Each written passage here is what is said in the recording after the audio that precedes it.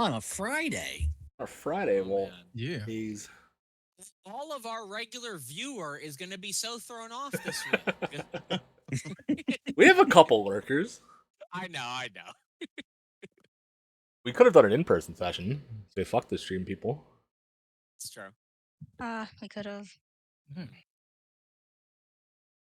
Next time. But for now, y'all want to play some D&D?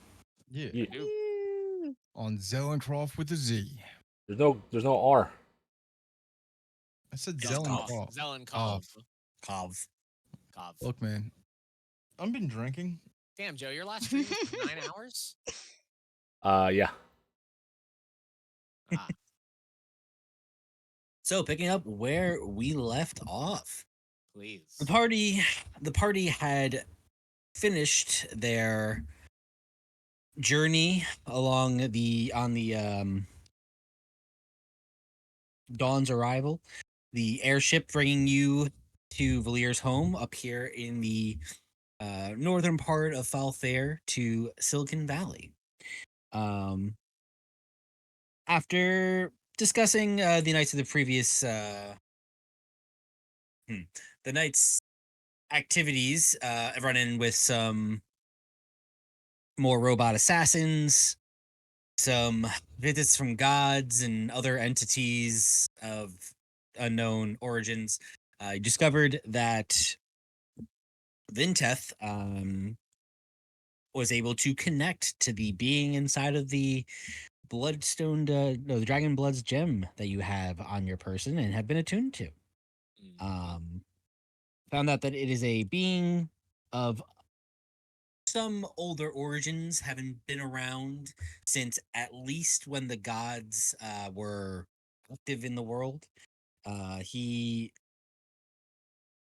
for his why he was imprisoned in this gem, he basically told you that he was slighted, ganged up on by a mage that he made look silly by the surname of Crest Sky. Upon talking it out with the party, Revi, you remembered meeting a particular mage from Istrafala, a human gentleman at the broker's party many months ago. Talari Crest Sky, who was kind of a dick. Yes. So tracks that, his ancestors were probably also kind of dicks. Mm-hmm. Yep. Initially fanboying, and then realized he was a douchebag in the shape of a man.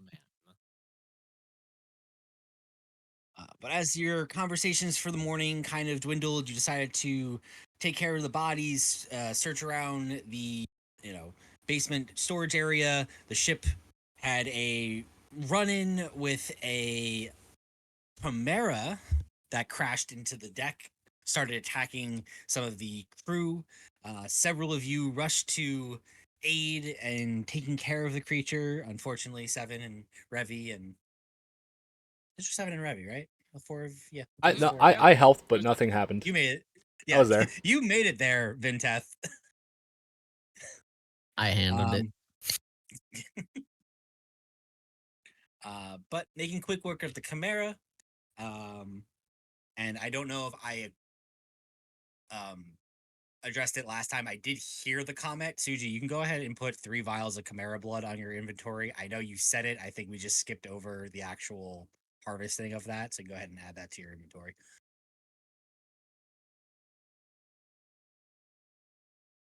But are there known uses for that in this world? There's one very important use for it. Oh yeah, duh. The Schmitty bottle. Schmidt bottle. There we go. Schmidt bottle. Mm-hmm. Because I know sometimes I just need a good old steaming hot bottle of Schmidt. They're gonna say a bottle of blood. Oh. Anyway, after clearing the deck of the Chimera, talking to the captain a little bit about reparations, you finally approach the city of Silicon Valley. To all of you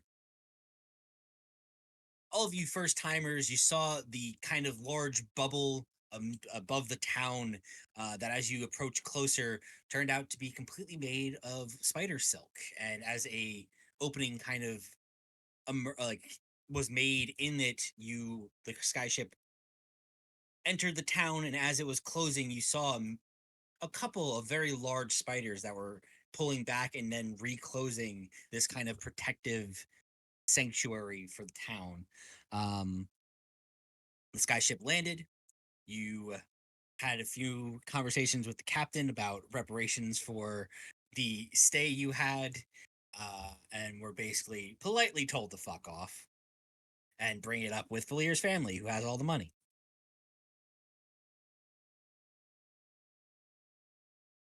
Being in a new town, you exited the skyship, you took in your surroundings, and Valier, you gave a quick tour of your home. You were all, again, surprised in whatever manner you were to see that while, yes, it was a majority elven culture here, there were also large, varying sized spiders that were part of the, integrated into the different day to day lives. There were, some that were almost, cart dragging horse size. There were smaller ones that were, as you found, delivering mail and letters and missives, as one of these such spiders delivered a note to Valier. But you all decided to go shopping. You hit up Webs and Knots and picked up some magical trinkets and whatnot. And as you finished your shopping there, prepared to go check out some other stores, including he pointed you in the direction of a shop that would carry, or at least should be carrying, some sort of magic scrolls and spell scrolls of the like. That's where we'll pick up, in the streets of Silicon Valley.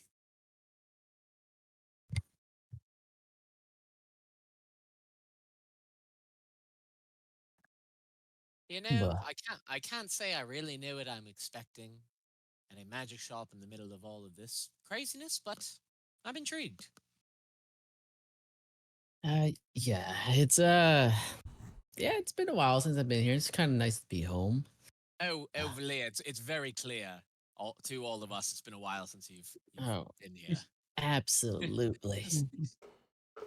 And Others have had to take over the navigation in your hometown. I like at this point I'm being joking, but like, I just look at him. Disgraceful, Valia. yeah, it's at home. It's just yeah, it's nice. And as I finish that thought, it just kind of like you see my face kind of like remember, oh crap, the note. Oh yeah. So I take it out of my pocket and read what it says. Wait, what was that? Uh, uh, well, you remember that spider that came up? He gave me a note. I was about to read it, but then my mind went to like I need to show these guys around, so I kind of forgot about it until I got reminded I'm home and there was a reason we're here for my family. Oh yes, well, yeah, right. I just assumed you were keeping that secret, not that you forgot about it. No, I listen, we got excited. Look, being in the town, going shopping, it happens. All right then. Valir, you take out the note. Not an overly wordy message. It does read, "Dearest Valir, I hope your travels went safely.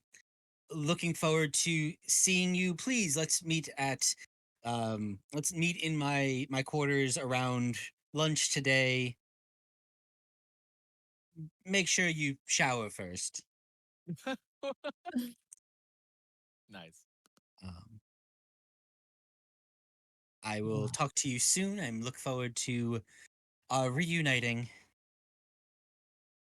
Fondly, Viesa." Oh, uh, does anybody know what roughly what time it is right now? Nope. I'm gonna Nope. look at the sky. I'm like, daytime. If I look into the sky and see spider webs, It's web time. Nice. It's web time.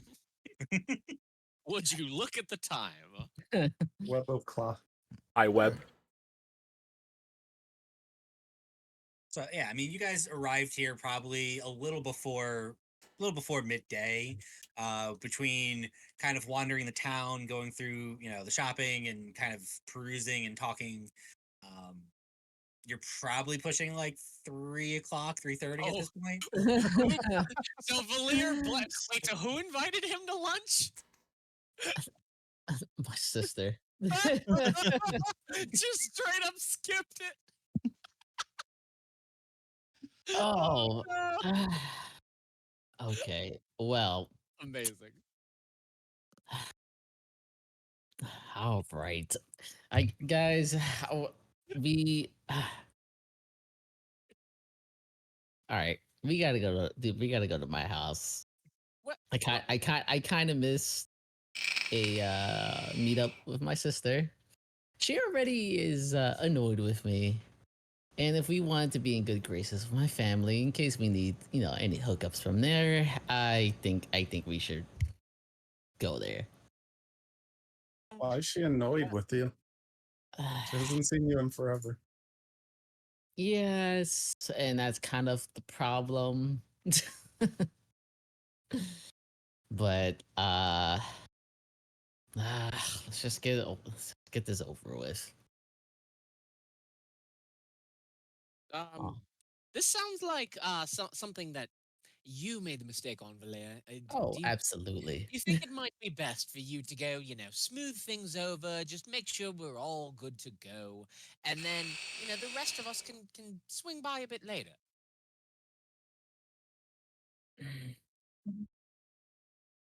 Yeah, you know what? That's valid. That's valid. Yeah, there might be some things my sister needs to talk about that she might not be too comfortable with if you guys are around. So yeah, that's not a bad idea for me to go by myself. Sounds to me like you Because I don't want don't to have go. skin. No. It's not bad. I mean, not opposed to someone going with you. Just I don't know if the whole gaggle of us wandering in there. I'm assuming several hours late at this point would be for the best. Huh?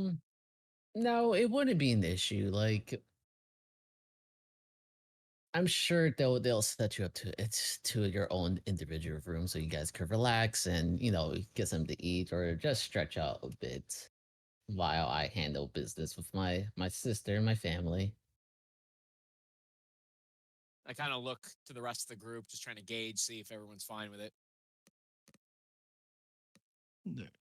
I'm just happy to be on land. I'm pretty sure this house doesn't have anything that I'm allowed to eat. What if his house is made of chocolate? I don't know. What if his Well, it house could is be made of anything. spiders? Yeah. Probably don't want me eating them. Right. Well, I look towards Valer. It seems like everyone's on board, so I guess Uh, we'll wait. Was there anything we got besides the magic shop, or is everyone just coming with me there? I couldn't remember if anyone else had other plans. I want I to think find we a were all weapon just shop. traveling. Yeah. Oh yeah, I you're wanna looking look for around. like a weapon Yeah. of some kind. Cool. I want the boots. I want to be on the walls. So if someone could just accompany me, because I get this Magic shop. strange feeling, and I just point towards the sea. I get the strange feeling the magic shop is that way, but I don't think I'm correct. I guess I could ask for directions. Water's that way. No. We have the directions. I know logically where we're supposed to be going. Just it would be great if someone could accompany and make sure I don't get turned around. All right. Also, Valir, if you're going to visit your family, can we hold on to that alchemist jug for now? Oh yes, I wanted to fuck around with that. yeah, go for it. Yes.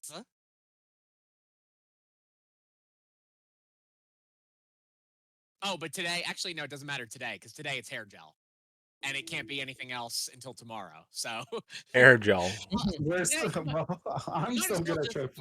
Suji, you should just work on getting all that hair gel into your designated packs, vials, wherever you store that stuff. Because it's expended for the day. The jug is magic free till tomorrow. Well, last time you talked about it, it seemed like it did a couple different things, so I'm still gonna mess with it. Well, feel free, but unless then again, who knows? Maybe this is a special one. I mean, the only alchemy jugs I had heard of were once per day, but then again, the only alchemy jugs I had heard of were not capable of producing whatever you had them produce today. So maybe we'll learn something interesting.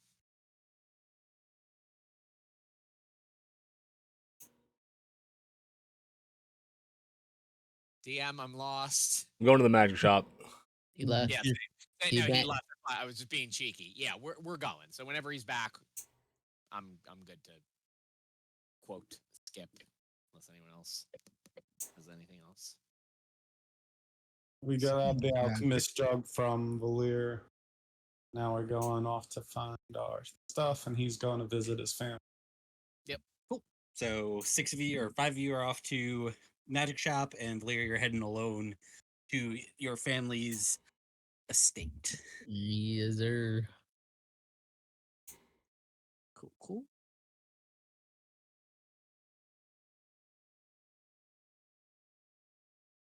All right. So, following the directions that the party was given, the 5 of you make your way through the streets.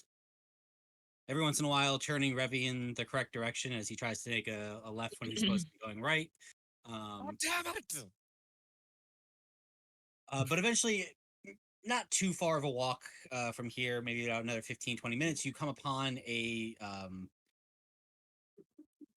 it's not quite a shop. It is a open like stall. There's no, it's not like an indoor facility. It's an open stall with like a canopy. You see you were sent here particularly for scrolls, and you see that he has like kind of those like almost like umbrella holders, and there's like wrapped up scrolls that are kind of like encased in around him. Oh, that's what I was looking for. Ah, appears to be the right place. I'm looking around now, trying to find a shopkeep of some sort. Yep.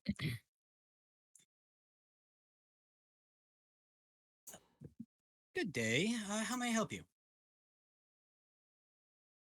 Hello. We were directed to your shop.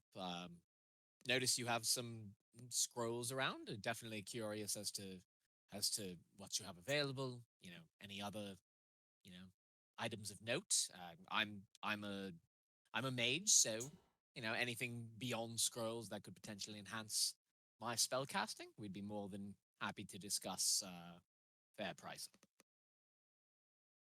Very well. So a mage, so you'd be looking for more magical scrolls. That's correct. Yes. Very good. See, he kind of looks. He points to one of the cases that is again kind of shorter. And he points out that case right there has all of my magical scrolls in it. If you're looking for anything else, I have also historical scrolls, religious scrolls, some maps. I'm a collector. See, of fine parchments and information. So but if you're looking for magic scrolls, particularly, it would you'd be wanting this one right here, and you go see he kind of like starts pulling out a couple. Oh, perfect. Yeah, I'll take a look through, and that would be I could either hand him, a quote list I can run through, but it's gonna be I don't know if you need me to resend it, but it's Nope, I have the list of what he has available. Oh, perfect. Love it. So for this shop owner, he currently has, and Joe, you can take note of these as well because this is they are the only magic scrolls he has. Yep. He has Arcane Eye, Crown of Stars, Cure Wounds, Lightning Lure, Locate Object. Isn't lightning lure a cantrip? So Ah. I thought we couldn't have cantrip scrolls. Thus, the whole firebolt is actually fireball thing. But maybe that was just confusion. you Apologies. can, you just didn't ask for it. Ah, You gotcha. asked for fire. Yeah, it's that was Babby being well, Babby. He has a fucking crown of star scroll. Jesus. Yes. I mean, that'd be delayed, but kind of ass. What did I say? Locate object, meld into stone, protection Locate. from plants. Okay. And snare. Snare. Got it. Cool. All right, I'll peruse these. I think there could definitely be some interest amongst this group for maybe some of your historical work. So, and I'll just kind of gesture towards them as I look through these, and I'm gonna. Oh, sorry, prices. That's probably important. Oh So you yes, wanna and run what are you you want- charging for these? Let's see. And just to give you the easy version, Arcane Eye is 600. Okay. Crown of Stars is 7,000. Jesus, yeah, that's makes sense. Cure Wounds is 400. Mm-hmm. Lightning Lore is 100. Mm-hmm. Locate Object is 600. Mm-hmm. Meld into Stone is 600. Yep. Protection from Plants is 250. Mm-hmm. And Snare is 150. Got it. Thank you. All right, I'll do my thing while you guys do yours. I don't know what half these do. Oh, and Lightning Lore. Since that's a cantrip, if I bought that, could I copy it into my spellbook in the same manner as a cantrip and have it as perma-use? You sure can. Oh, okay, cool. Wait, we can learn cantrips from cantrip scrolls like actual cantrips? Well, he can. No, that's the wizard thing. Yeah. Wizard. I want it. Just buy one of the spells. It'll actually be useful for you. It will. I would like the lore lightning. The lightning lore. No, I am taking the lightning lore. It makes no sense for you to take it. They get closer so I can hit them more. Yeah, one time, one singular time, as opposed to my buying it and getting to use it unlimited times. How dare you? I don't have 7 grand. Well, you couldn't use the crown anyway, nor could I, even if I bought it. It's too high level. We can't cast You it. can use it. Oh, yeah, just I can't copy. Yeah, that's right. I can't use it if I copy it into the book. Correct. Yeah, you can use buy the scroll. There's a % chance of failure. even for me. What about for Manny? Is it a worse % chance of failure or the same? Because No, it's about the same. Okay, It's that's what I figured. All right, let's look it's up a some little bit of rules. punching above your weight class. Gotcha. Even 7's weight class? Damn. That's a pretty heavy scroll right there. Shopkeep. Yes.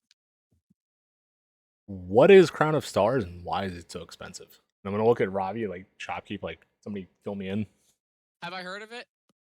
I'll just wait for give me shopkeep. give me an That's Arcana fine. check. Okay. Hold on. Kana. 16.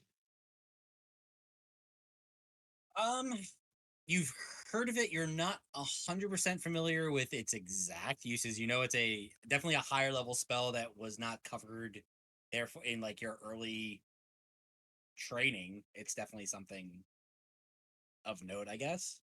Mm, But you're not sure of the specifics. got it. Okay. Yeah. So I was just it's very high level magic. That's what it comes down to. Vintef. I mean, for the price, I would assume so. I'm gonna stare at the shopkeep. Want to elaborate? Oh, yes. So when you cast this spell, what happens is you get 7 starlight notes that kind of swirl around you. As long as you have at least 4 of them, you spread bright light up to 30 feet from you, and additional lesser light another 30 feet.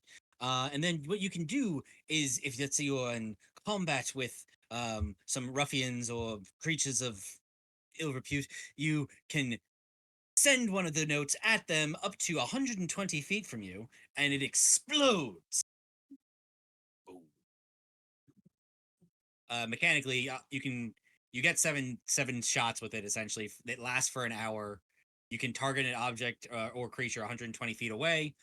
You make a spell attack with it, If it hits, they take 4d12 radiant damage. Oh. Why is that a 7th level spell? Because you do it all as a bonus action.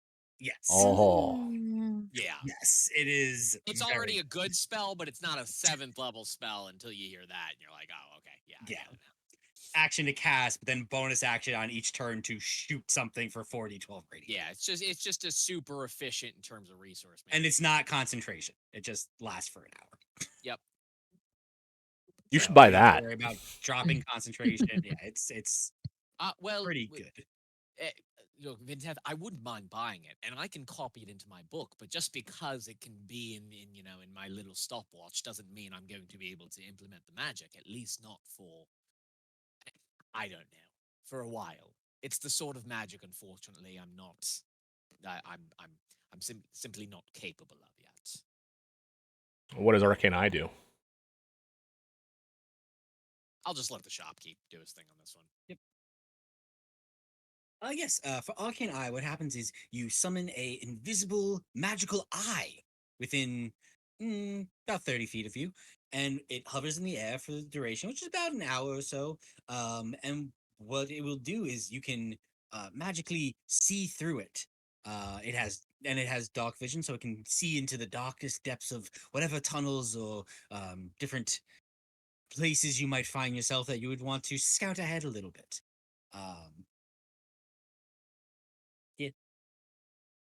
So yeah, it's a concentration for an hour. You can basically make this little eye that floats, invisible eye that floats kind of around you. You can move it up to 30 feet a turn. There's no limit to how far away it can be from you. But yeah, it's just a scout lookout essentially. Gotcha. Yeah. Roach, I remember you. Sorry, this is out of character comment. Roach, I remember you making a comment that these were going to be like super expensive spells. This is just this is double price of what like Babby was charging, right? It's 200 per spell level outside of Crown of Stars, versus 100 per spell level. Is that what it was? Average, give or take, yeah. Okay, I was just curious. Protection from plants. How is this a spell? Look, they're scary. Ravi says, and then 2 years from now, when you guys are in the Feywild fighting a bunch of fucking tree blights and Okay, so see, treants and so I do have a question for you, Roach, because protection from plants is not an actual spell, right? It is, from what I'm seeing, this is only a spell scroll. Am I right on that?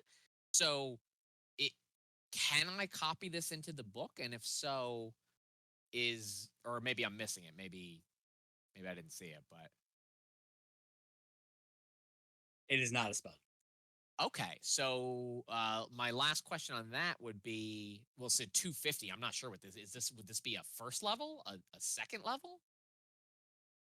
It is a magical scroll. That's the kind of the issue. It's not technically level. Oh, I see. So that is one I could not copy because it is not a spell. This isn't some homebrew thing. Got it. Okay. That's fair. Well, I already know Cure Wounds, Meld in the Stone, and Locate Objects, so I'm going to wander around. Yeah, well, if you've got locate object, I'm not gonna get that. I'm just gonna I'll pull out the 100 gold, keep this actually maybe I do an arcane eye. Let me think about that, but I'll at least do the lightning lure. For the record, Brad, protection. It is a scroll of protection for plants. It is an actual D&D item.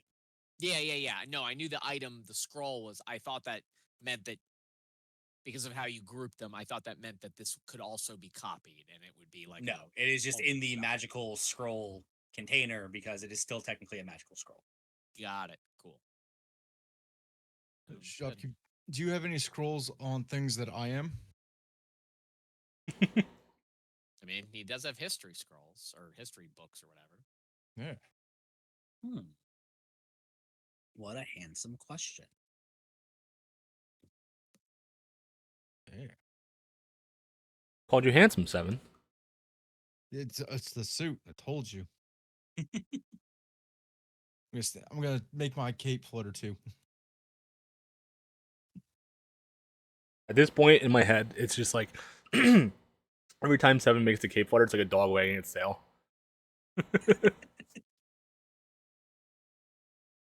You see, he takes a good look at you, Seven. He kind of takes in. Let's see. I do have.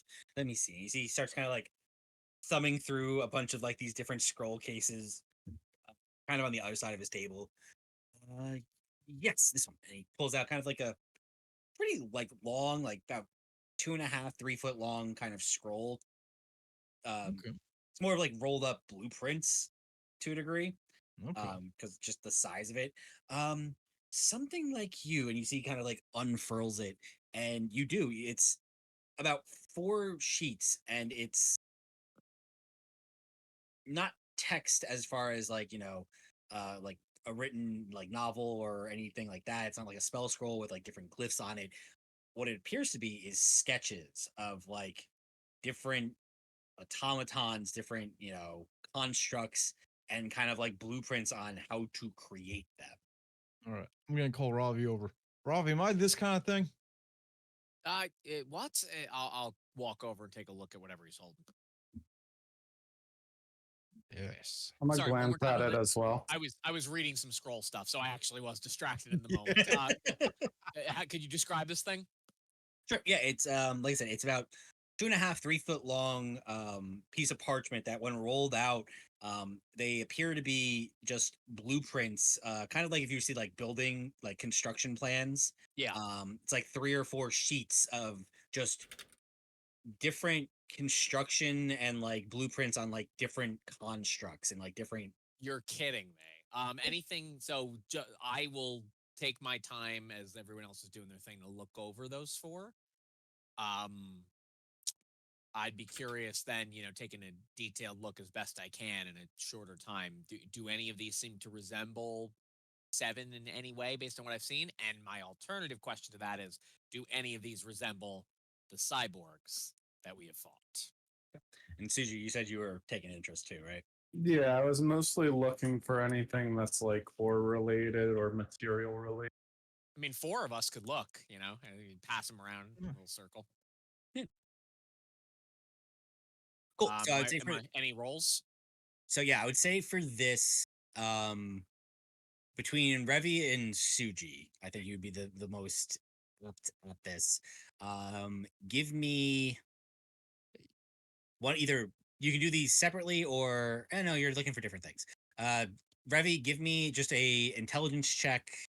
Suji, you can give me a wisdom plus your proficiency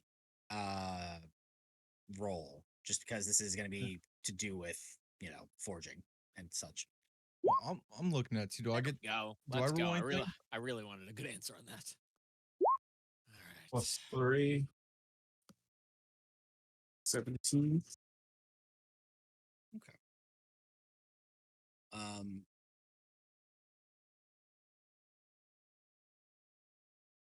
Seven, you can give me an intelligence check as well if you want Yeah. Nope. to. Wow, I'm just watching. Like this isn't me. Yeah, Seven, you I'm not see, it's like paper.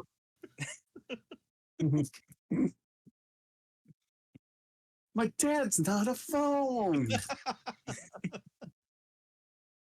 but yeah, taking a look at it between the two of you, kind of delving in deeper. 2G, there's less. The first thing you notice is like there's less of a call out of like materials. It's not. These are not so much like, oh, you should make it out of like X, Y, or Z. You can definitely see the construction of like metal pieces and stone and bits. So it definitely it feels like either this is missing steps of like how to create the particular pieces that go into this, or it's assumed that or you can gather those without having to get to this step. It's kind of the thing that you pick out. This is specifically in Revi. This is what you kind of start to pick up. It is specifically the construction of a couple of different types of automaton servants, and a little bit. And this is where Revi, you definitely notice that this is not a complete set of whatever this would have been, as it starts to talk about the different steps and different like arcane sigils you would need to bring this thing like online. For And one of them or for all of them? Like it's all this. I interpret it's all the same process. it's the for all. same. It's the same sigil. Basically, it's like Got kind of like an animated object, like persistent ability effect.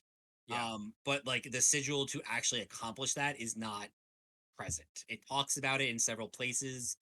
It talks about where the placement of it should be, but you don't see the actual pages that describe like how to do this spell, how to make the runes to hold the ability to keep these things functional, essentially. Got it. As soon as I see that portion, I'm gonna look up towards the shopkeeper. Could you tell us any more about these? Where did you come by them? There appears to be some missing information within these documents. Yes, see, those actually came to me when I was studying over in Melfine a few couple decades ago, maybe. You are correct. That's a sharp eye. They are technically incomplete. Um, they were discovered in, how do I say, rooms of an old laboratory of someone who was very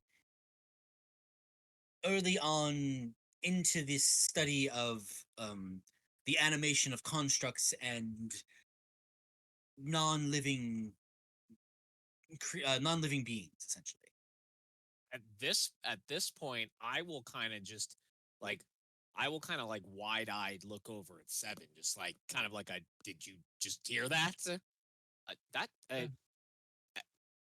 I believe that there is some interest in these documents, but quite frankly, I'm very interested in any more information you might have about this location. Uh, our good friend here, as you can see, is looking for information on his origins, and I think Yeah. an I'm gonna- early laboratory focusing on this exact sort of thing would be quite critical. Yeah. I'm gonna show him the scroll. Like, none of these are me.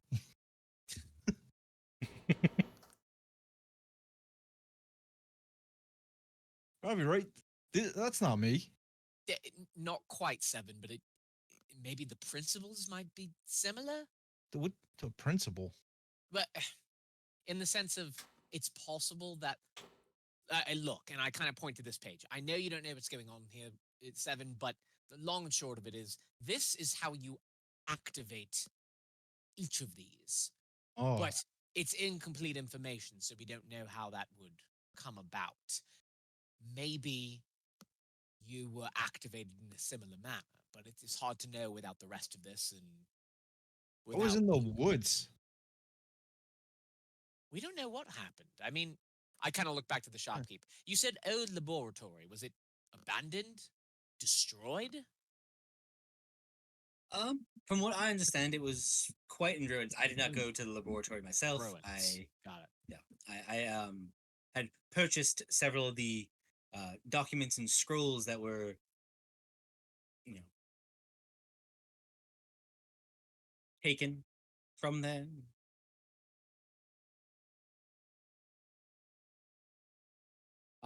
Would you happen to have the location available of the lab?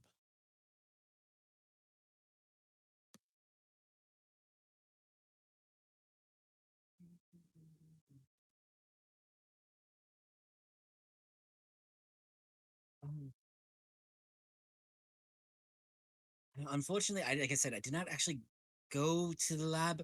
It was the best I know. I bought it from a couple of gentlemen who were stationed in the capital city of Nelfine, and they said that they were excavating in the desert, probably less than a week's travel from the capital itself.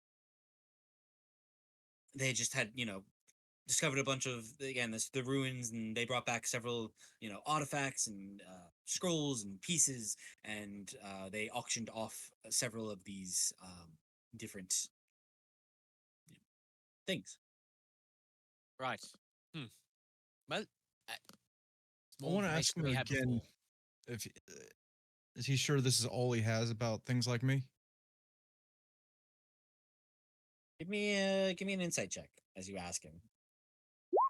Nat 20. Not bad. As you kind of ask him this, and you're getting the question, like, between the line of questioning between, where is where, like, where the ruins is, anything else about me or creatures like me. He doesn't seem to be holding anything back. He Okay. is being forthright with you.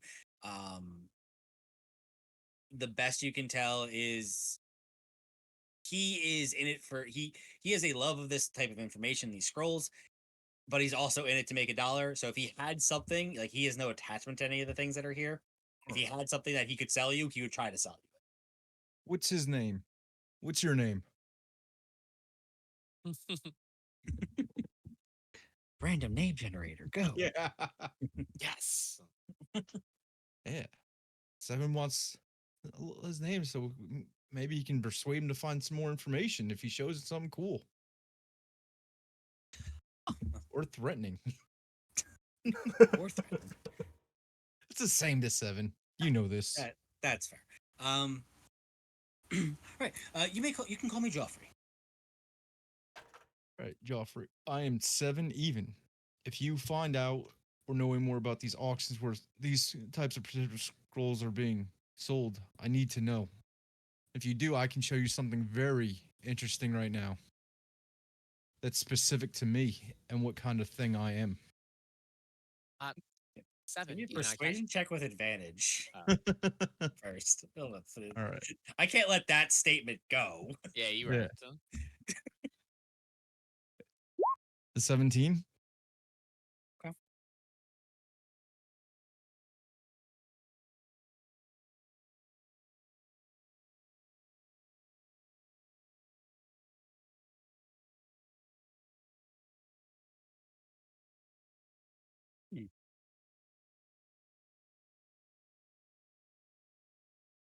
Well, I'll tell you what. Color me curious.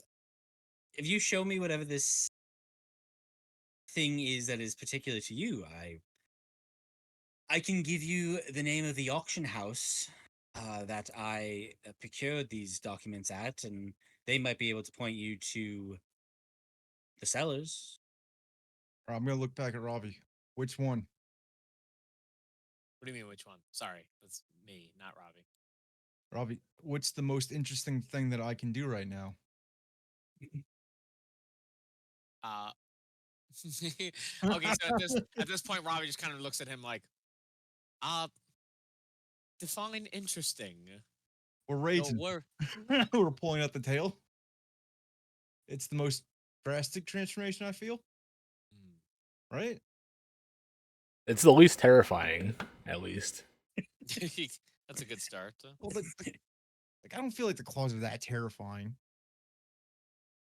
Only To in bed. you. Yeah.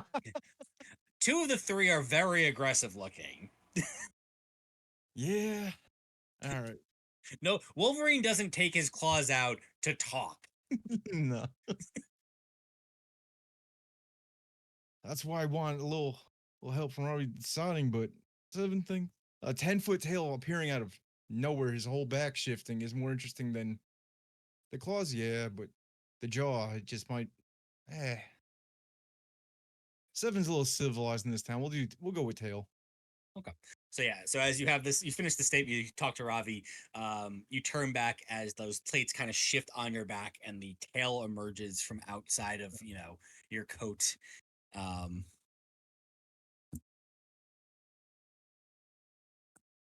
I can honestly say I was not expecting that. That is definitely different. All right. Well, a deal's a deal. Yeah, if you go to Nelphine's capital, it's a pretty. It's probably the second most well-known auction house there. The first one doesn't tend to deal in uncovered artifacts just because they can't be authenticated usually. There's a long of a process to, make sure that everything's on the up and up and yada yada yada. So if you're looking to move something quick, usually you get slightly less for it because obviously you don't go through the proper authentication channels.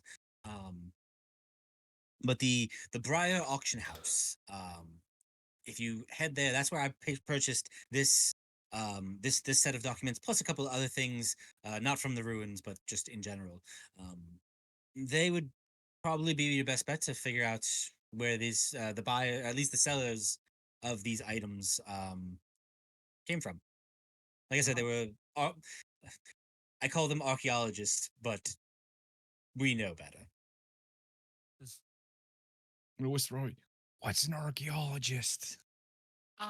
He's being nice. He's calling them grave robbers. Okay, I get that. Well, thank you for this information. So the Briar Auction House. Yes. I feel like I helped out some of the party to find cool shit.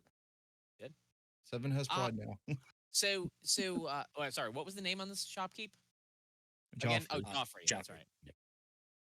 Got it. So Joffrey, so what would you be looking at what would we be looking at if you were to part way with these scrolls?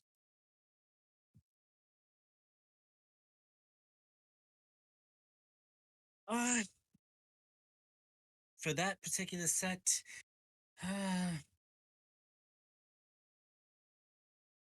for what I paid, let's call it 80 gold pieces. Okay. Seems right.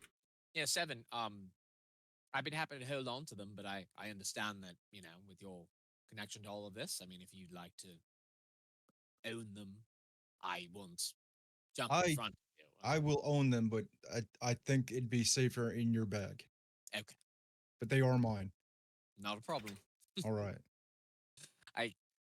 Yeah, I we'll think go I kind of just like the tinkers real quick. Like, yeah, we know he can't do anything with those, but I feel like that was the move, right? I just think he's going to be more comfortable with any of that sort of knowledge being his. Yeah, no, he should. He likes owning things. Just let him own it. Okay. He does, right? Yes, I think that seems reasonable, and Okay. I'll just kind of look to 7 to unload the gold. Yeah, I pay him. I give him 8 platinum. Yeah. Yeah. Meanwhile, Suji, Saishuri, and Vinteth, you guys looking for anything in particular? Just along for the ride. Oh, I have one more thing. Yeah, Rugbarg. let 7 do that first. Do you have anything regarding Rugbarg? While my tail is still out. Oh God! It takes a minute. If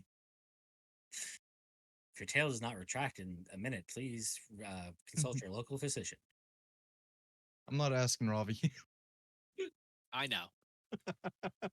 I never thought you were. Yeah. She's like, cool, permanent tail. You see him kind of ponder for a second. I don't have. I had a bunch of scrolls not too long ago talking about religious, some of the sects and the gods. I sold that probably a month ago. So wait, did you just say sex in the gods, Tingus? He said sex. Yeah. CT, dog. Oh, Not romantic love. I was like, I really thought it was like, who is fucking the gods? Why did they write a book about it? I mean, I guess I would wouldn't too. you? Yeah, How I exactly. craft the mother and made all the else. Oh my God. I am the father. No, it's an autobiography. Yeah. Those lowly plebes called me grandfather, but she called me daddy. Oh. Man, these shopping trips are the best. Oh, so good. All right. Do I want Arcane Eye? Well, You're debating that. Suji, Yeah. Vinteth, Saishori, you guys looking for anything? Suji had something he wanted to say. Yeah, I'm just figuring out how I want to word it exactly. While he does, DM, remind me, non-magic users can use scrolls in your world? No problem? Yeah. Okay. Just I'm gonna ratchet and mention the group then. Yeah, it wouldn't be the worst thing in the world for one of you without access to healing to have a backup. I can heal. Well, we do all have potions now, so I guess it's less relevant. No, Ravi, I just have to bite them. Yeah, well. What Okay, if you have no one to bite? you can't bite someone and then like transfer that over to somebody else. What if you need to heal Zaishori? Then what? So I'm just like, oh yeah. You don't Look, want I'm her just saying, dying. Vinteth and I, we already have Run to the the bathroom. spell, Be back. but it wouldn't be the worst idea if someone wanted to pick it up. And DM, I'm gonna message you if you didn't run away yet. Lightning lore? I don't know about Arcane Eye. Can't even use it yet. I hate buying shit I can't use right now. All right, so Brett, what does the thing do? What thing? Cure wounds. Oh, Cure Wounds is just I think it's 1d8. Yeah, 1d8 plus spell casting ability modifier. So I'm actually not sure how that would work with a non-spellcaster. Maybe it would just be 1d8. Which now that Okay. I think about it, given what price we've been able to get some potions, remind me, what were we getting charged for lessers? Like 50 gold? Yeah. This probably isn't worth it then. You know, it was really just more of an emergency backup type of deal, but it's probably not necessary as long as we can keep finding, Because decently what we priced just bought 13 of them. yeah. I'm also thinking about meld into stone. It's so stupid. It's such a stupid spell. But like I bet sometime I'm gonna buy it now if I do. And then like sometime like 2 years from now, in like real time, there's gonna be an option where it's like, holy shit, this is the best spell for this moment. And I use it. I think it's gonna be one of those. But again, it's like killing me, this whole idea of spells where I buy them. I'm like, I know I'm not gonna use you like 99% of the time. Yeah. I mean, that is being a wizard, though, right? That's the whole deal. Fucking half your spells are super situational. Yeah. See, that's But why you very gotta be a barbarian. No. If I told you, if I'm playing a fighter, I'm playing in some sort of Echo Knight multi-class. If I'm gonna play a martial class, I'm making it as complicated as possible. I need options. What next level? I'll be able to do what? 5 attacks a turn? Or maybe something like a hybrid, like a Sorkadin, Yeah. Sorcerer Paladin multi-class. That could be fun. I'm getting yelled at. Fucking Colt, look at my window.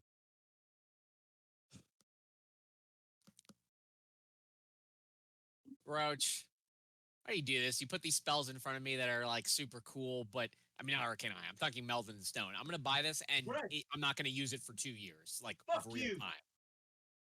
Jesus, That's but but when it's used, it will be the absolutely optimal spell for that situation.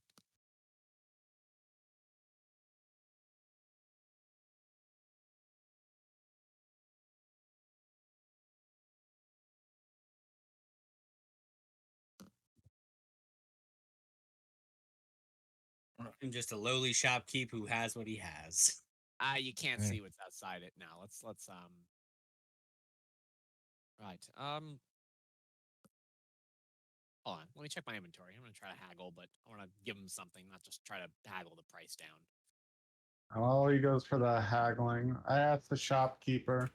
Well, I'm kind of interested in the history of the area here. Do you have any like regional history around here about any people, places?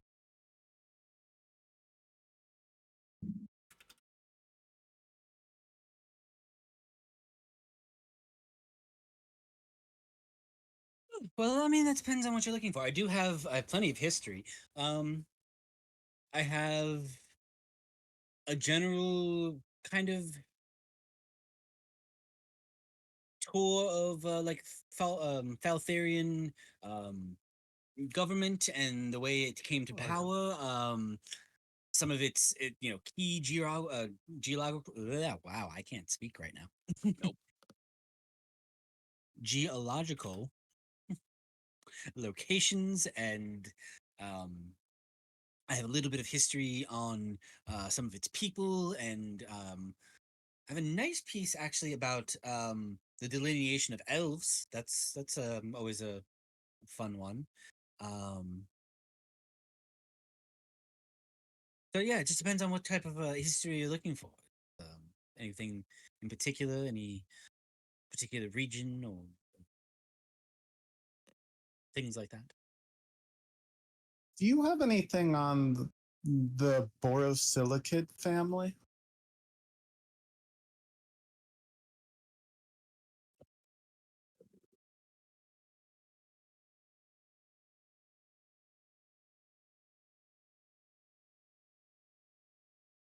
You see, he thinks about it for probably a minute or so. And he's kind of just like, you can see he has almost like a mental catalog of like everything that's here, and he's kind of like doing that like Rolodex, like nope, not that one, not that one, no, that. Borosilica, borosilica. You know, the name is very familiar. You see, he starts like thumbing through a bunch of different, scrolls and pieces. He's like, no, no, it's not. Maybe it's. You see, he kind of like goes to like behind the kind of desk setup that has all the scroll cases on it, and he pulls out like a stack of books, like actual like bound novels and such. Uh, this one, yes. You see, he pulls out. It's on the thinner side, probably less than 100 pages. Leather bound, kind of no like Excuse me. not like a children's book or like it doesn't have like a fancy cover on it. It's just kind of like a nice leather bound like group of parchment. I believe in here there is that name is very familiar. This book touches on a lot of some of the noble families from the early founding of Falthir. Um, I don't know that name is definitely in this book somewhere. I just do not remember. You say you see him kind of like thumb through a couple pages. Anyway, Oh, if that's what you're looking for, it would probably be in this one. He kind of like puts it on the table in front of him. yeah, it's just a family I'm kind of interested in. How much would you value that book at? Seems like you not have used it for a long time. Um, well, something like that. In the condition that it's in, I can part with that one for let's call it 10 gold pieces.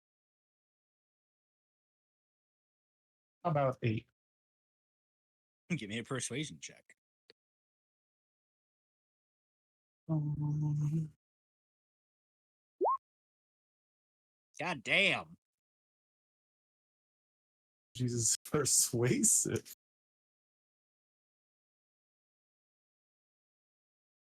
He looks at you, looks at the book again.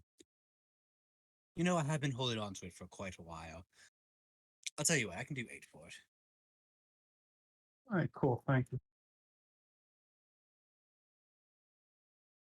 Hands you the book.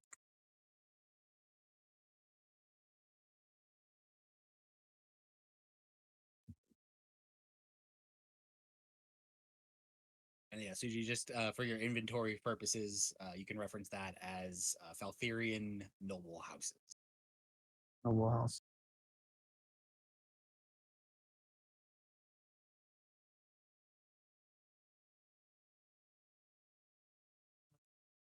Oh, sorry, I didn't want to cut you off. Are you done, Suji, or do you have more? Yeah, I'm done.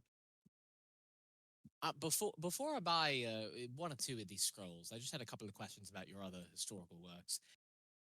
Anything you might have available on? Have you ever heard of an artifact called Luxfulness Timepiece? A bit obscure, but I am curious.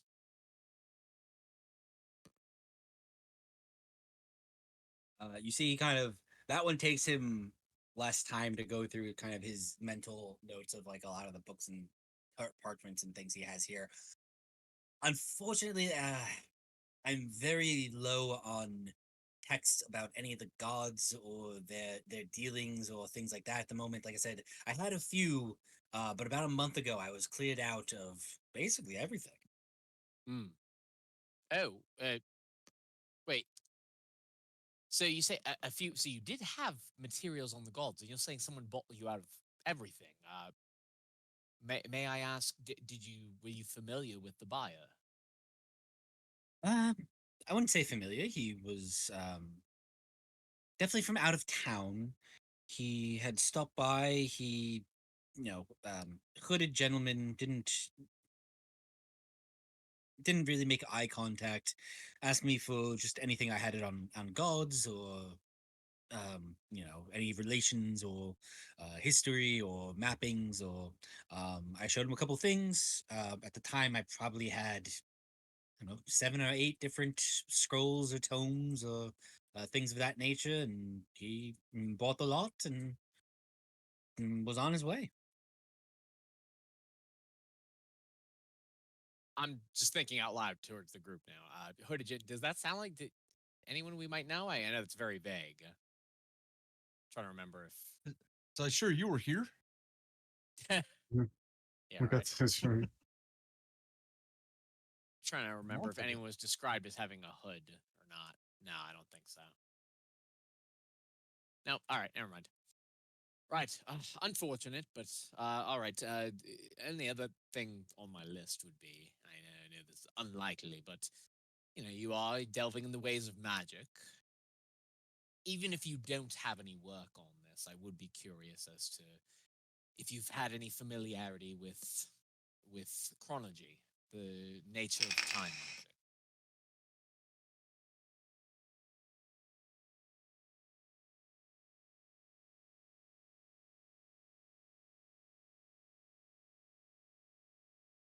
magic. Hmm. Unfortunately, not my area of well, no magic is my area of expertise. Unfortunately, I'm not much of a mage myself. I'm just a fond collector of all things of the printed word and of that. To keep myself in business, that does include the occasional spell scroll. But as you see from my selection, it's not vast. It's just what I've been able to come across over the years. I understand you're more of a collector, and frankly, I don't think anyone is a master in this nature of magic. More of just an idle curiosity for me. The mages in Falthea, many of them laugh at even the mere possibility of it. But that's why I wish to, potentially read about mages who've experimented with it. I do find it entertaining. I wish you luck on your search for further, deeper knowledge, as that's something I can honestly say I can get behind. Wonderful. Well, let me save us some time then. I am interested in Arcane Eye and the Lightning Law. If I buy the Arcane Eye, would you throw in the Lightning Law? Within the purchase. Give me a persuasion check. Sure.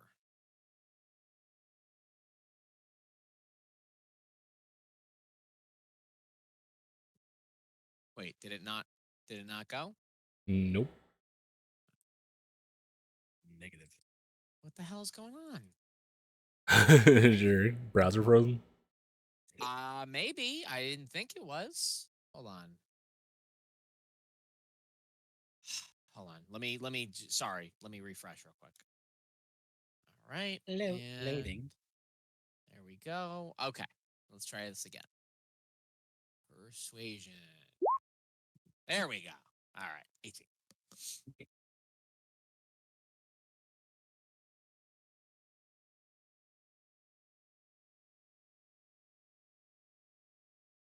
So we're saying, what's that, 600 for the pair then? Yes, that'd be right.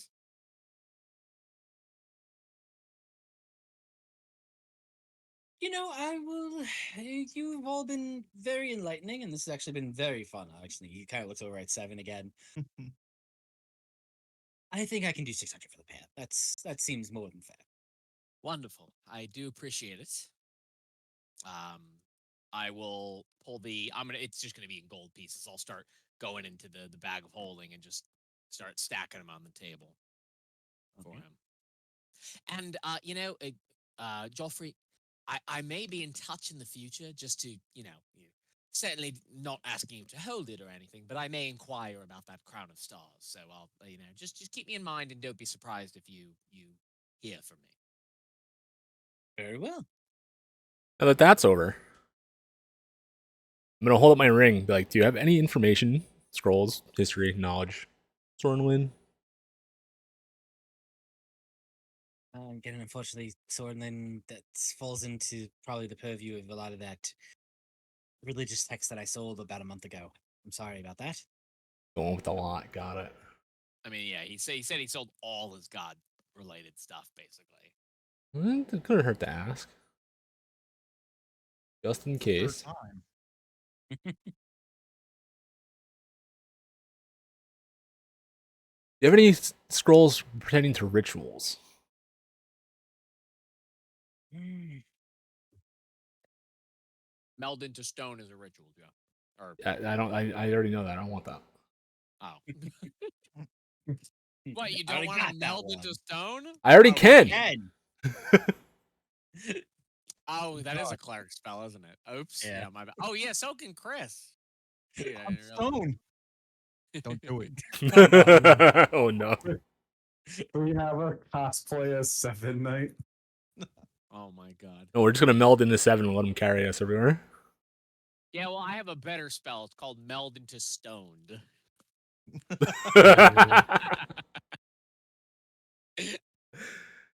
For context, dear viewer, Oh yes, please. he has a volcano bag, which, if you don't know what that is, it's a vaporizer for marijuana. Goddamn right. Now legal in New Jersey, therefore perfectly stream appropriate. Yes, sir. As long as you're not showing its use on stream, we're fine. Anyway, Yeah. Yeah, Vincent, you see him, he thinks for a second, it's like,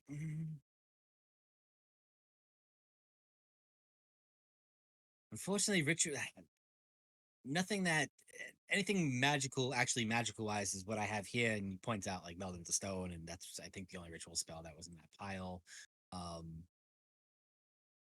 I have maybe a piece on just the basics of like ritualistic magic. More so just talking about like the history of, uh, you know, its inception and kind of the early uses of it and things like that. Oh, that could be even as interesting. even as an academic, that sounds terribly boring. All the power to you, Vinteth, please. But, given that I am specifically, in the world of acquisition of more magical knowledge, that does sound like a dry read. It's something to read. Fair. Please don't let me discourage you. Just.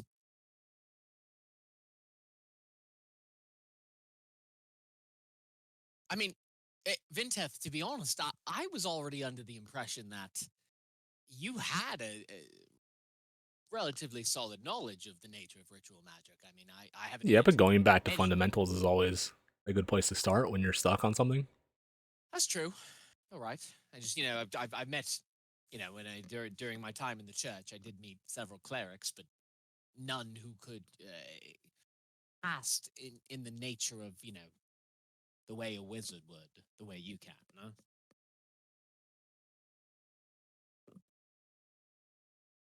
Listen, with all the shit that's been going on lately, I gotta focus on something new. This. What is it? What do you have? Turn to shopkeep Joffrey. Yeah, he pulls out another like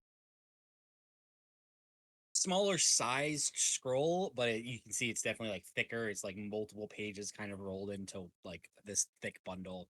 Yeah, that is what I would have. It's kind of like I said, it's the early histories of like ritualistic magics and things of converting, I think there's a portion in there that talks about um, many less powerful mages coming together to cast a more powerful spell. So, kind of using a ritual Ooh. to Okay, enhance never mind. Yeah. That's super interesting. I'm I sorry. think, yeah. Exactly what I was looking for. Thank you, Joffrey. How much is this? That one I can part for, let's call it 15 gold. I'm not even gonna question. It sounds like a fair deal to me. We don't negotiate pricing for anything under like 50 gold. Yeah. We're too rich for that. Except man. except Suji. 10 gold? Nah.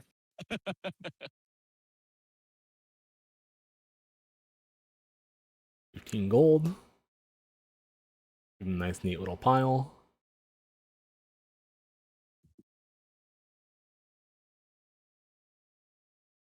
Right, we finish handing him over the gold. He hands over that scroll. I'm just imagining we show back up a few months later and it's like he has a giant building now. It's like, yeah, you guys funded my entire business. Oh yeah, we forgot the context of how much money we're actually throwing around these days, didn't we? Hmm. I It's have like, God, never known. they had no idea I would have sold these things for half price. I've been sitting on these items for years now. My wife was gonna leave me. And then one day, a group of adventurers came in and saved us all, honey. It was like a blessing from the gods. They wanted all my shit that I randomly had here. I told Nobody you, wants the shit.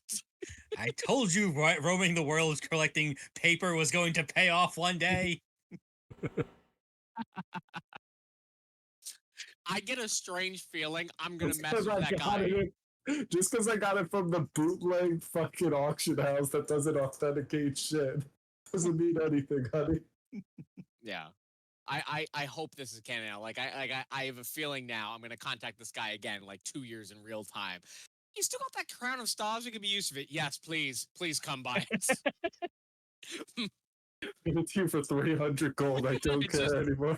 just please take this off my hands. The well has run no it one, dry. no one can use it, so no one wants to buy it. Fighters don't want it for some reason. Cool. Revi eventually finished counting out your 600 gold pieces. Hands it over. He hands you over the 2 scrolls. He wraps up again the blueprints for 7, the tome for Suji, and the other scroll for Vinteth. Is that all I can help you all with today? Kind of look past you. You, Miss, is there anything you are looking for in particular? Just is she with you, or just Yeah, she is. Just hello? quiet for the moment. She is currently dealing with a stomach ache, so yeah. Gotcha. No worries. No worries. Just she is very deep in thought. There's a lot going on. You understand? Oh, I guess last thing before I go, again, offshoot. You wouldn't happen to have any sort of arcane grimoire of any sort, would you? Just I Not watched. that I'm. Oh, sorry. I was gonna say I watched wizards besides myself who. I kind of gesture towards I kind of flip open my pocket watch and just say like this is my makeshift spell book, and while it has meaning to me, I've seen magical grimoires with powerful abilities by some of the higher mages in Falthea. I mean, it's definitely something you would see in Falthea. Me personally, I do not have anything at the moment. That might be something better, probably closer to the capital where the mage school is. Might have some more of a stock on that, but unfortunately, it's not something that I keep in my goods at the moment. Makes sense. Well, I appreciate your time, Joffrey. I appreciate all of your patronage and thank you so much. If there's anything else you ever need, please feel free to stop by. At the moment, I'm pretty well anchored here in Silicon Valley, but I do, as I said, get around sometime. I like to travel at least a couple months of the year to restock and get some different wares and different scrolls from all over Zelenkov. So I may not be here in particular, but he kind of points at Revi. Sounds like you have a way of contacting magically, it seems. So yeah, please, if you're looking for anything in particular, don't forget maybe look me up. You'll be hearing from me, Joffrey. Don't worry. Joffrey, why'd you decide to anchor down here? Just curious. Like, does it seem like a very lively city with like people walking about, or what? Give me a persuasion check. Ooh, interesting. Persuasion. Oh, okay. He's got secret trauma. Will he tell us?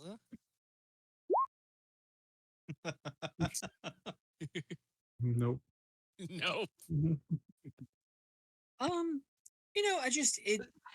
been here for I stopped here probably about 6 or 7 months ago, and business has been good. So I haven't had a reason to have to leave. But again, like I said, as my stock starts to either dwindle down, or if I go to there's some places around town that get in some imports that I tend to go and see if I can restock. But if as resource gets slimmer and slimmer, or people are less needing of my wares, that's usually when I decide to move on to the next town. I usually set up shop for a couple of weeks, months, depends on again the populace, and I go from there. Fair enough. Just curious. But yeah, DM, how is the town exactly? Is it kind of lively with people, somewhat slow with mostly like spiders crawling around? This time of day, it's pretty active. And Silicon Valley we know there's lots of spiders. There are lots of spiders. Yes. There are. Go ahead. Sorry. Yeah. I just realized I raged in the middle of town during an active time. Nothing? Nothing All right. yet. You're in a shop. It's on the Well, street. no, We're not we're in on a the place. street. You're in a Street stall. vendor. You're in a Yeah, stall. that's right. That's right. You're right. You're right. It's a good thing I didn't go with the teeth. But yeah, Suji, kind of looking around, like the town is pretty lively. It's you're about midday, a little getting closer to early evening at this point. There's a fair number of people on the street. There's a even more fair number of spiders on the street and crawling around buildings. So yeah, it's I would say in Stooge's experience, this is probably the top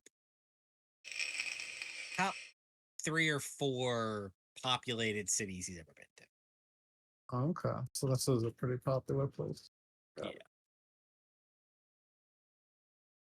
For some other people in the party, this might be the most populated city they've ever been to. Even more than like Port Aerosmith. Definitely more than Port Aerosmith. More what? I'm sorry. More populated than Port Aerosmith. Ah, got it. Yeah, this city and its populace rivals the major cities like Crowhaven and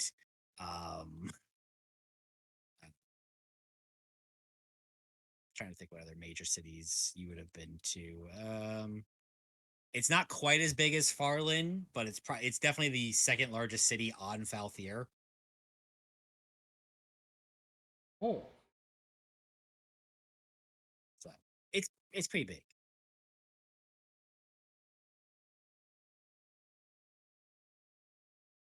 But cool. So the 5 of you grab your purchases, wrap up your wares, put them in your bags. Where are you headed next? I'll just kind of look towards the group. So, we finding Leia now. Enough time passed. Hopefully, dealt with. Oh, I'll just never mind. Why? What am I doing? Yeah. Well, actually, before I do the sending, I just realized I look towards everyone. Anyone else anything wants to do? I don't want to cut us short just because I'm personally finished. But I was going to reach out to Valia and see if he's ready for us to come. I imagine you'll have to do his part first, Rochi. But yeah, I figured that could be our cutoff if I'm doing a. I mean, I'm always looking for a church to visit, but with recent events, I'm a little paranoid. Yeah, I think they're a little banned from going to church right now. Yeah, I was gonna say, what do you think's gonna happen? Are you just gonna meet a group of people you think are friendly and then end up crazy people trying to kill us all? Yeah, What's the chance of probably. that happening twice in a row? In my line of work, high, very high. Oh yeah, apparently for you. Apparently. Soren Lynn crazies. Apparently. So I'm kind of like paranoid of all the different affiliations. Yeah. So okay. So we could put that off till tomorrow when we're a solid group. Good. Anything else? Otherwise, I'm contacting Valia and seeing if he's ready for us. Seven, did you want to go to that weapon shop? I thought it wasn't in town. There's no blacksmith here, right? No, Or There's is no there one? it's outside. There's no of town. blacksmith, but there's an armory. There's no Like- forge, but there's like weapon. Oh, I'd like to check out the armory if that's all right. we'll do that first then. May as well. All right. So as the group of you flags down some directions and makes your way over to the armory. Meanwhile, Yes. Here we go.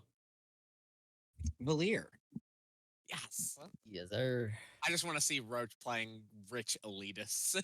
That's all I'm excited for.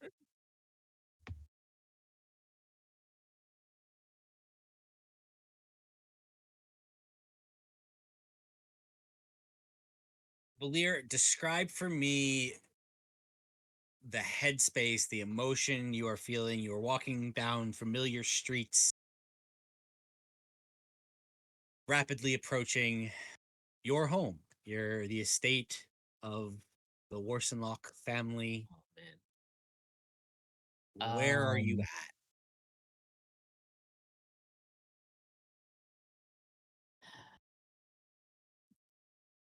Um, I kind of been just thinking about what in the world have I been doing with my time since I've been kind of wandering around, thinking about how I got kicked out the monastery, thinking about what my folks are going to think about that, and yeah, just what they're going to think. They just think of me, and trying to what's the word? I guess not trying to get too much in my head and freak out because I still want to, my pride's not gonna let me, show that I'm scared. I'm still gonna try to act cool, calm, and collective, but you can still tell that I'm a little bit a little bit nervous about what's going on with my father.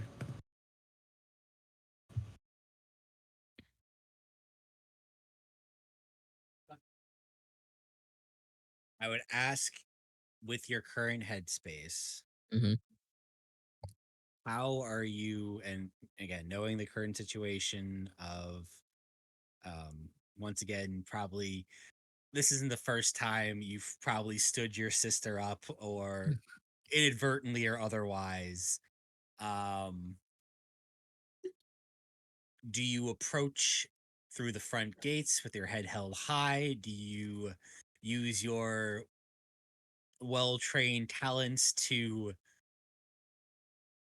quietly and undetectedly make your way into the back entrances of the estate? What is your approach? How do you want to return home? Oh. I think knowing him, knowing Volier, I think he's gonna go through the front, hit his gong, and announce himself that he is there.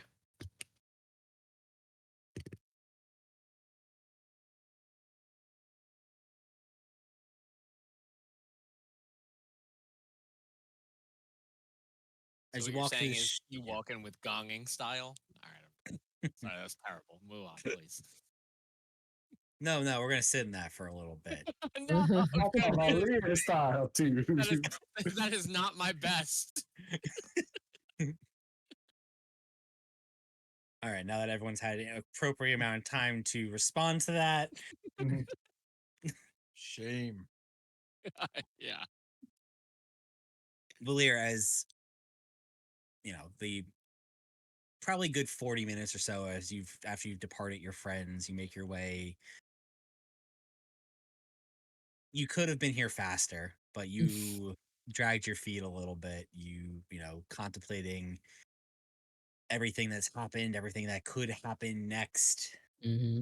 Eventually, you start to leave behind the business districts and start to get into more of the larger, family homes. And even, you know, in this town, the larger family homes are probably that you're passing now slightly smaller, but more akin to like the broker's estate and those type of places. And you go past those because even those are small in comparison to the next few larger estates that reside here in Silicon Valley.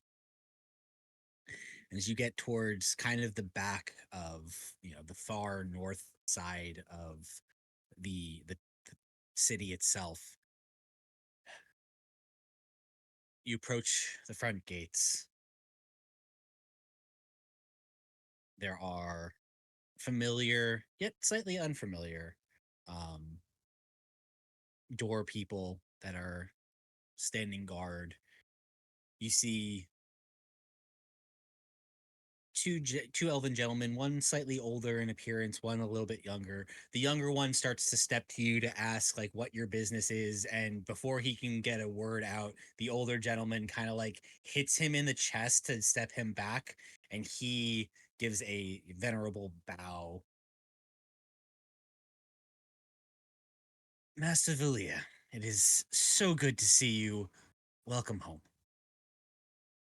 Oh, thank you very much. Do I remember his name? The one that who's talking to me. Give me a history check. All right. History.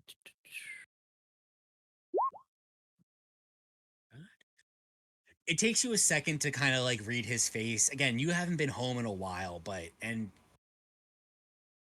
as much as your family is well off and you can be, your own type of entitled person, you definitely, compared to the rest of your family, spent time, you know, maybe not talking, but interacting at least with a lot of the guard, like a lot of the, personnel, a lot of the people who work here.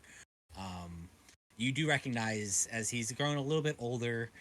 This is Duran.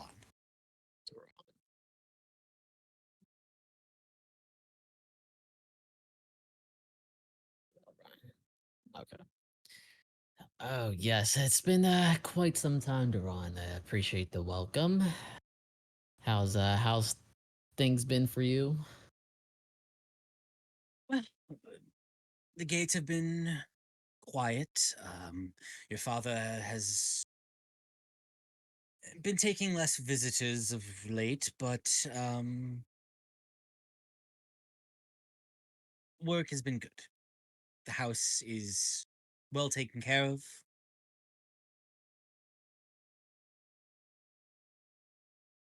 Sounds like things have been going pretty smoothly so far. Do you know where my sister is right now? Um,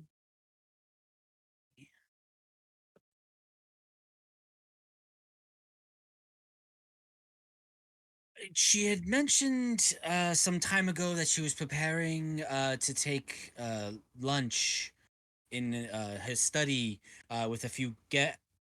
Oh, oh dear. Yes. She is going to be furious. Yeah, she is. I kind of got lost in the city trying to, it's been a while since I've been. It's that I've been here. So I got distracted, start taking my friends along, showing them around, and I kind of forgot to read the note. And yes, here I am. Right.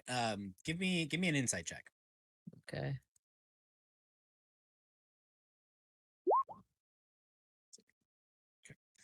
Um, okay.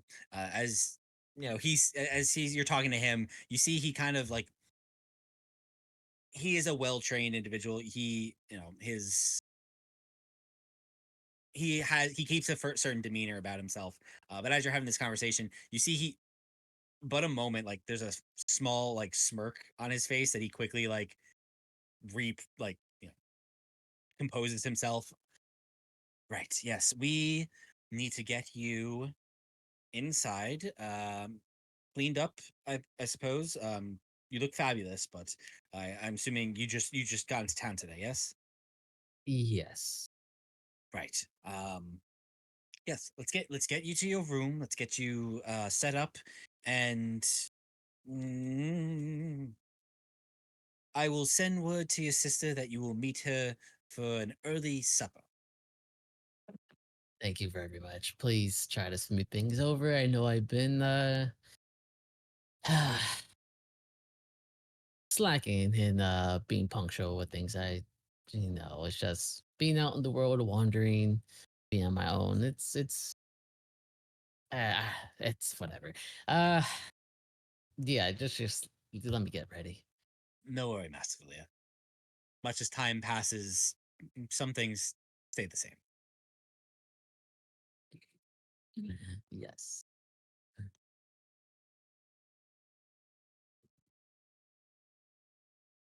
But you see, he gestures to the younger elven gentleman who opens the gate. Um, Again, this giant, very beautifully wrought iron metal gate. You see the giant W, your family's kind of, not quite crest, but at least the initial is on display for them, kind of in this melded pattern of it's in iron and it's the W, but it's like surrounded by the pieces of almost like looking web to kind of fill out the rest of the circle. But he opens it to a familiar family courtyard. You see a for a city that is under this constant web, for the green grass that continuously grows here year round, and is well manicured. You see the small hedges well kept, the the larger central fountain that kind of is constantly on display. It is this beautiful carved in stone, how to say, it is an elder large like giant spider and a elven gentleman who is kneeling kind of at her, you know she towers over him, and it's an elven gentleman kind of like kneeling, giving reverence to her, which is kind of an homage to the original founders of Silicon Valley. It is the pact made by your father years prior to this, basically part of this pact of what the spiders and the elves coexisting here. So you has this like very nice, well carved fountain in the center of his courtyard, kind of depicting the moment of this kind of merger of people and spider. Then leads up to this vast family home, the mansion of the Warsenlocks. Um, you look upon it, you have flashbacks to your younger days of being living here and seeing and playing in the courtyard with your sister and servants, and staring upon this beautiful estate, this large house, this, lifestyle your family has built for you. and you see as not a lot has changed, but you look on it. You look on it differently as well. It hasn't changed, and it looks like it did all those years ago. You as a person has changed since you left, Mm. and it's odd to see something still not change with time, and you have grown, and it's up to you how you feel about that. Okay. Hmm.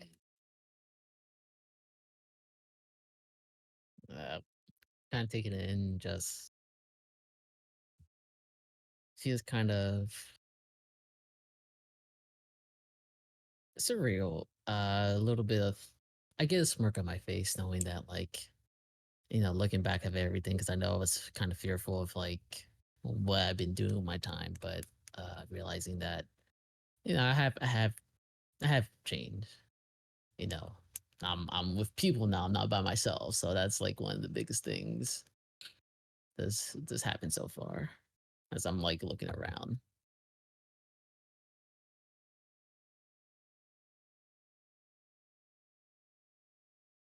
Earlier, as you kind of take in the surroundings, Duran kind of moves past you. He's like, uh, all right, sir, Master Villiers, if you would like to disappear yourself as you used to so many years ago, I will go ahead and send word to your sister that you have arrived and will be meeting her for an early supper.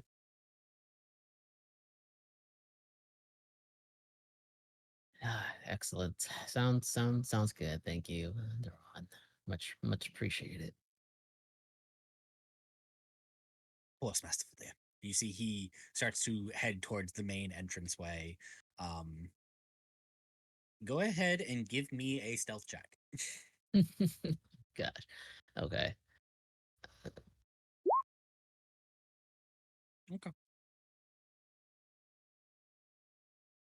So as Duran heads towards the main entrance, you finish taking in the sight of the front gate and the front doors of your family's estate. You quickly dart off between the bushes and the brush, making your way around the side of the building to get over to where um, your balcony is, to the room that you once occupied, making your way past what you knew used to be like the guard patterns, and they're coming back to you quickly. You start to remember flashbacks of your youth and escaping out of the estate to go run around town, or slowly making your way back on a drunken night after some debauchery in downtown Silicon Valley. You notice that you're being quiet and you're being stealthy, but over the last couple of years, you just like, oh, the guard posts might have changed a little bit, and you like start to like run out, and you see two guards that are like walking by, and they notice you, they recognize you, and Hmm. they just keep walking. But it's like you're like, crap, I wasn't expecting them to be there. So, but you just keep going. Um, Again, just reliving parts of your youth. You get back to the back side of the your side would have been the back right. So yeah, as you scoop around the back right of the side of the estate, you see about a story, on the second floor, a pitched balcony, a room left dark and quiet. Um, you notice,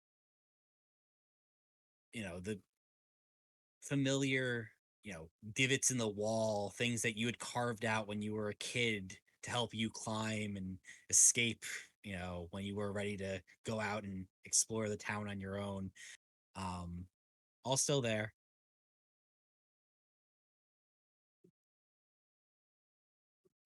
Easy enough for a now older Valier, well trained in his body and his craft, to deftly scale the wall, make it up to the second floor without issue. You land basically quiet on your balcony.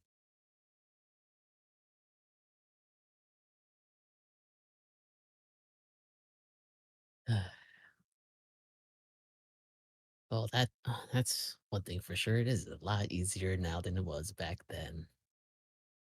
Training definitely did pay off.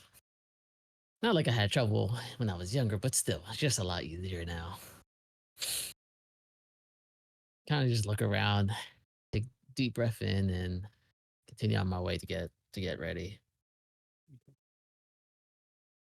As you open kind of the large pane glass doors, um, describe for us, what does Valier's room look like?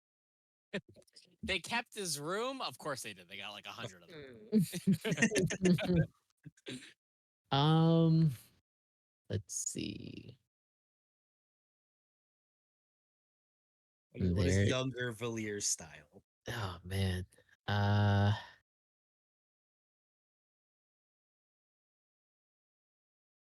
there's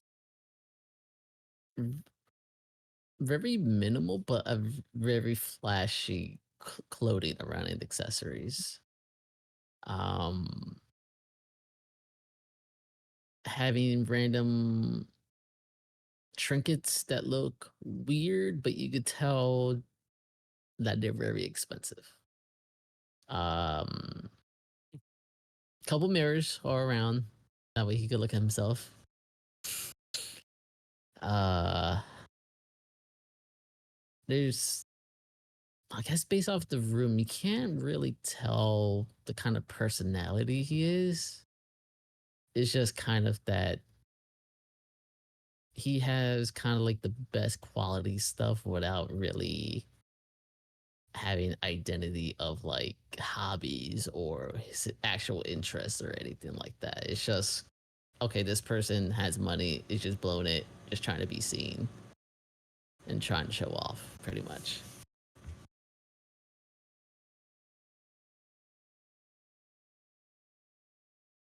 Valier, as you enter your room, immaculately left as you had it.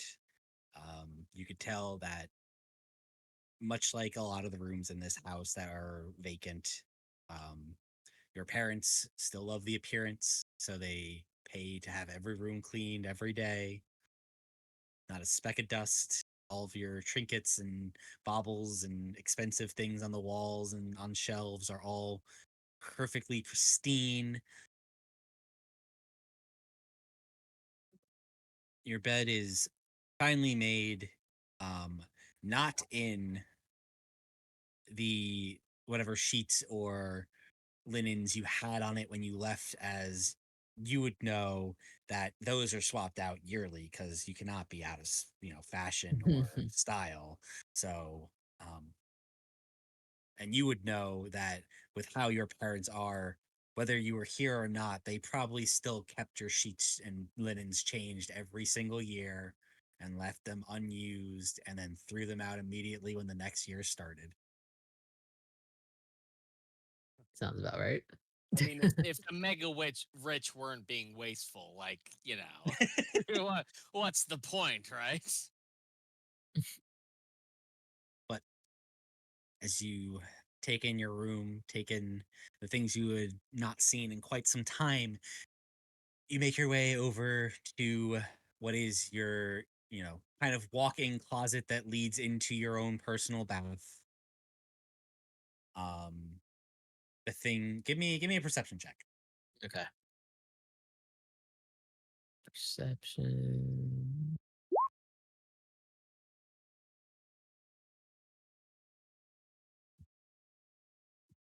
It's 14. Yep. Okay. As you walk through your personal closet, as you make your way over to your bathing chamber, um, you notice that, of course, the racks are filled with all different, you know, you know, tops and shirts and styles of pants and shoes and anything you would expect to be here. Um, the thing that probably pops out to you is the older styles from when you left. There are fewer of them. It looks like they were either, cleaned out or swapped out. And there are definitely several pieces that were put here of like, trends over the last few years, or like things that were like in style, while you were gone. And it just looks like somebody was keeping your wardrobe up to date. Gotcha. Um,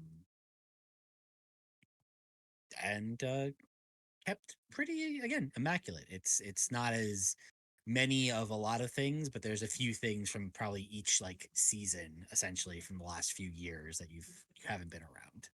Mm-hmm.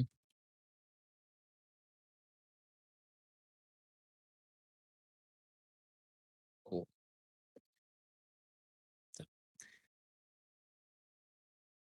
as you take some time, clean yourself up, um what type of what would you be changing into? What is like your idea of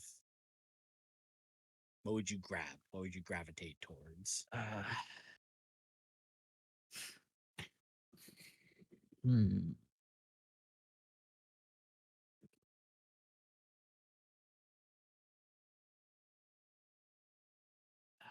I guess for this, for the time being, I'll probably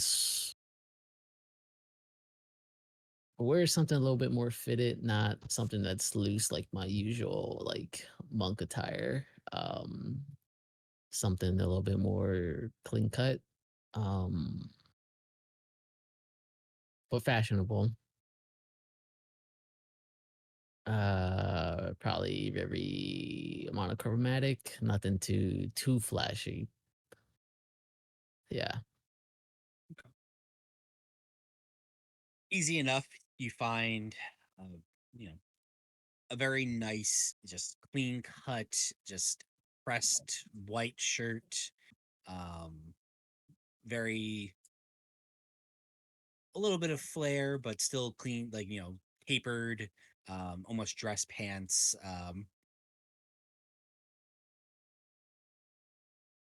Your choice on color, I would think. You have, probably have a couple different pairs of pants. Um, but you take the time, you clean yourself up, you dress yourself in clothes you have not worn probably since your days before the monastery. Um, Mm-hmm. and you find yourself probably within the next hour or so presentable. Um, Up to you when you want to go see your sister. Get ready. Kind of go back to the main area of my room. Take another gander around, kind of like analyzing what exactly I even have there, because some things I don't even remember buying. It's just there. Look myself in the mirror, kind of just shake my head, like, all right, I got to deal with this, and start heading out. As this is a game of D&D, I will ask you the very important question. You are finely dressed. Do you take anything with you? Yeah, I keep I keep my crossroads and my I forgot what it was called, the smaller one. Um, any of my fighting stuff, pretty much, like I keep on me.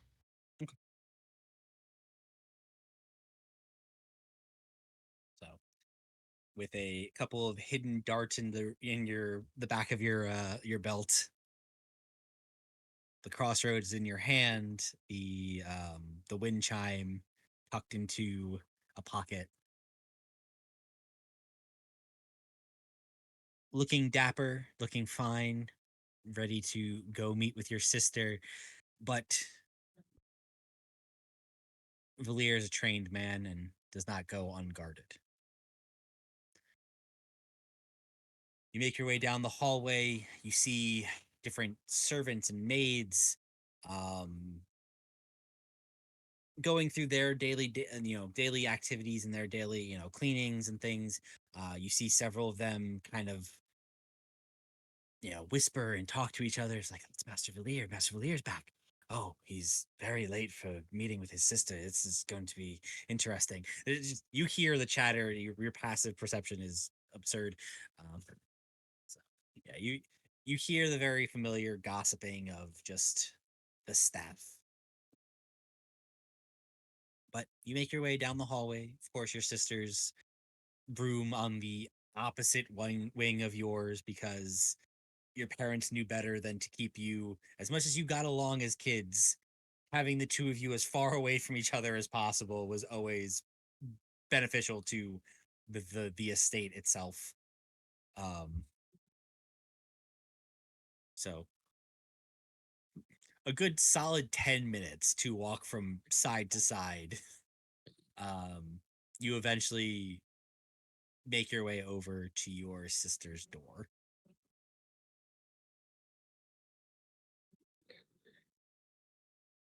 I approach it, take a deep breath in, and knock on the door. And just say, I kind of just tap my crossroads and wind chime to make a noise and just say, "Follow."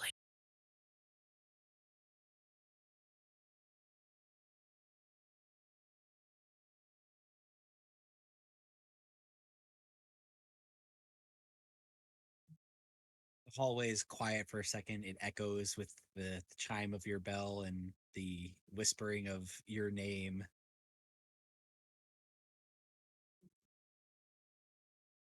All right, come in. And yeah, I entered the room. As you walk inside, you see the familiar to you small, like, it's odd, but not odd for your stature and your family's position. Your sister has like a sitting room essentially before her main bedroom. So you open up into this almost like separate living room that's attached to a bedroom that's attached to a bath. You all have your own mini houses within this estate. That's basically the only way I can put this. Gotcha. It's big. So yeah, so you walk into the familiar sitting area of Viessa's room. You see a couple of couches, a few small like snack tables. There's a fireplace. There's a similar balcony to yours. That's kind of like looks off to the left side of the estate.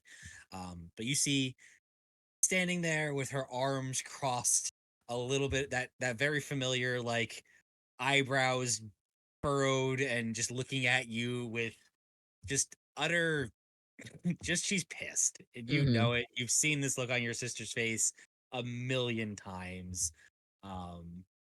But much like looking in a mirror, a slightly more feminine for an elf, but still the androgynous features, elegant features of you know your sister Viessa, standing there wearing a beautiful gown, arms crossed, just kind of looking at you like, yes. Uh, well, hello, sister. Yes, listen, let's just get to it. I know I'm tardy. I Oh, he's you know gonna you're tardy. You know you were supposed to be here several hours ago, and that I've been waiting for you all day. yes and no. Day. I Yes got and the no. I got the note. I didn't read it. I was taking my friends around town, and then I forgot that the reason I was here was to go home. And I read the note and realized I was late and came directly over here. So I sent you a personal invitation the moment you landed, and you thought, I can read this later. I am going to go show my friends about town instead of coming to see your sister who you haven't seen in years, who specifically asked you to come home. Yes, I'm well aware. Listen, it's I just didn't want to leave.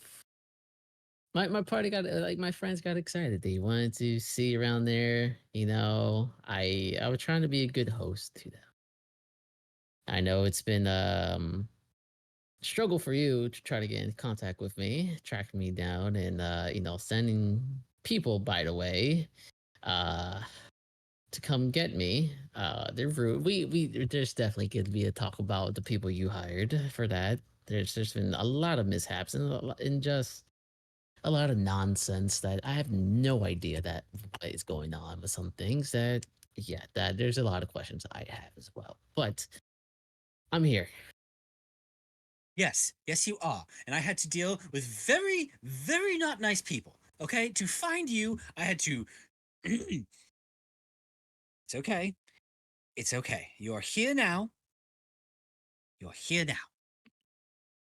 Yes, I am. I'm here. You see, she breathes a couple times. Hello, brother. I am happy you are home. Nice to be home. It's kind of strange that not much has changed around here. It's kind of odd. Uh Oh, oh, not much has changed. Everything's changing. well, I'm sure there's a lot of internal affairs that's happening around here, but visually the house and it's just looks the same to me. But granted, I haven't been here in years, so my memory might be fuzzy about things around here. No, mother. Everything must be a very particular way, and she does not like. She is the one that's most averse to change, so I don't. I know what you're saying, and yes, everything is probably exactly as you left it. Yeah, more or less. I see that somebody's been upkeeping my room and changing sheets and some clothing to like to the latest stuff.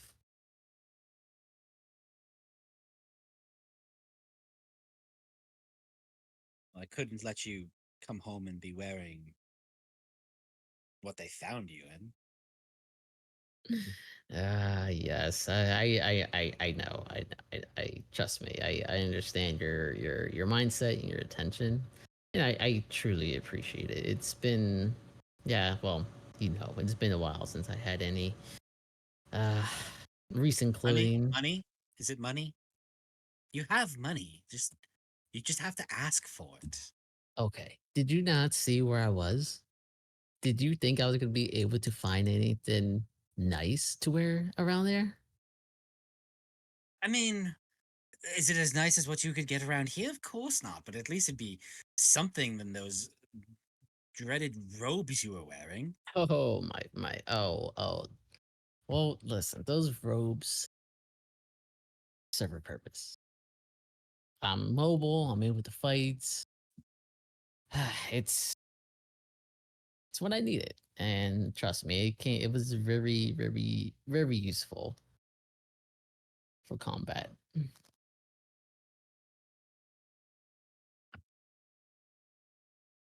Um,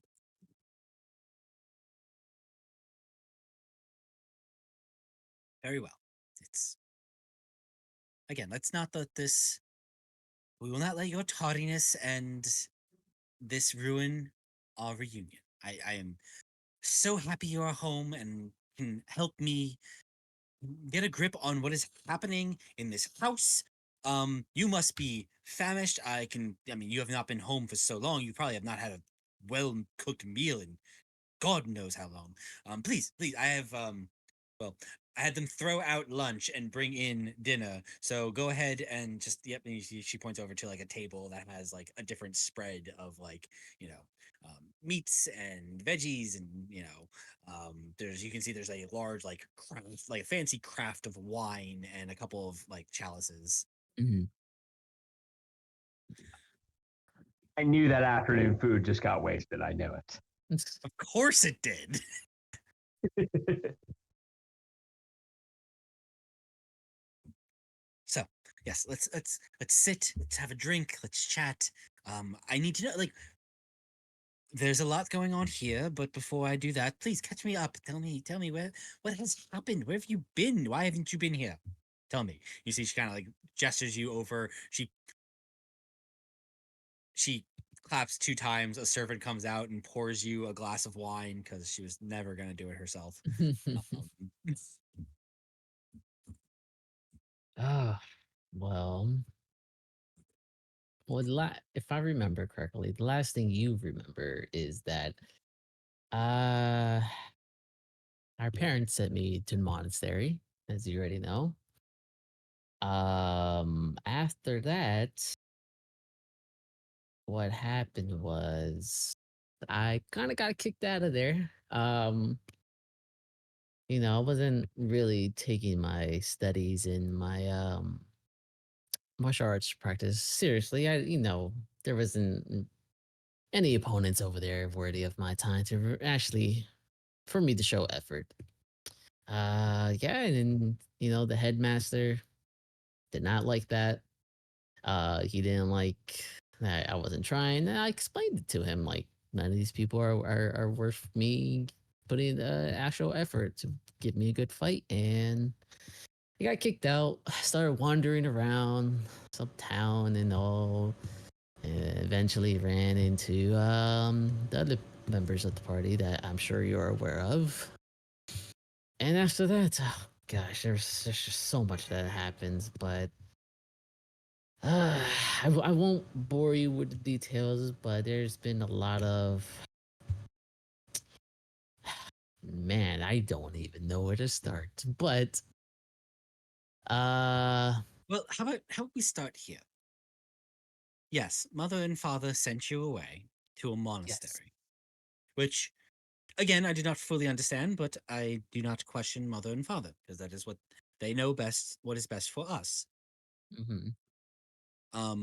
I can completely understand the fact that you excelled past your peers and therefore got lazy because that's what you do. You excel past your peers and you get lazy. That's what you've done here, and I'm guessing that's what they tried to beat out of you. I don't know how monasteries work, but so you get kicked out of the monastery Right. in Falfair,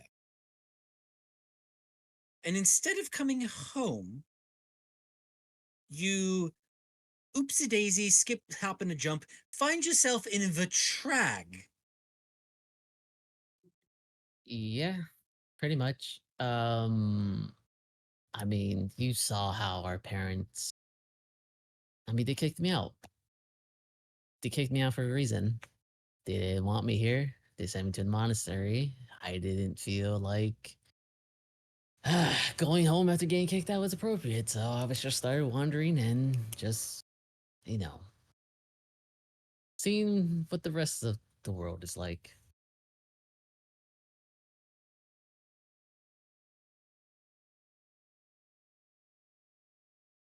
Okay, okay, yes, I get it. I mean, I do not get it. I don't understand ending up 2 continents away. I don't. But you're here now, and that is what matters. That is all that matters, dear brother.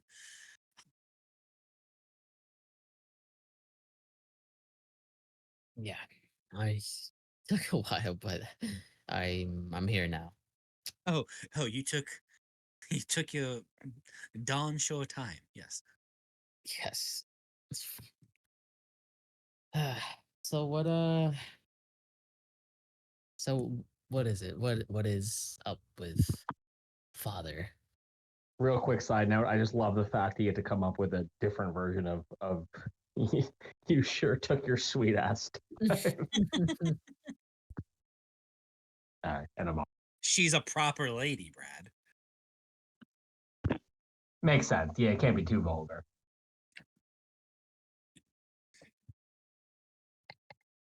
Well, father has been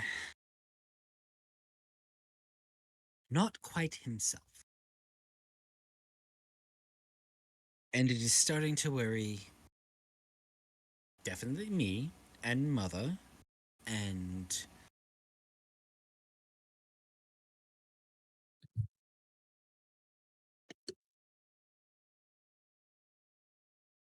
look, we own a very lucrative business here, Yes. and father has been preparing both of us to take that over when he is ready to retire. And that was evident from the day that we were old enough to learn. We were taking, alongside tutoring, we were taking business classes since God knows before we were in our first 2 decades. But no, it's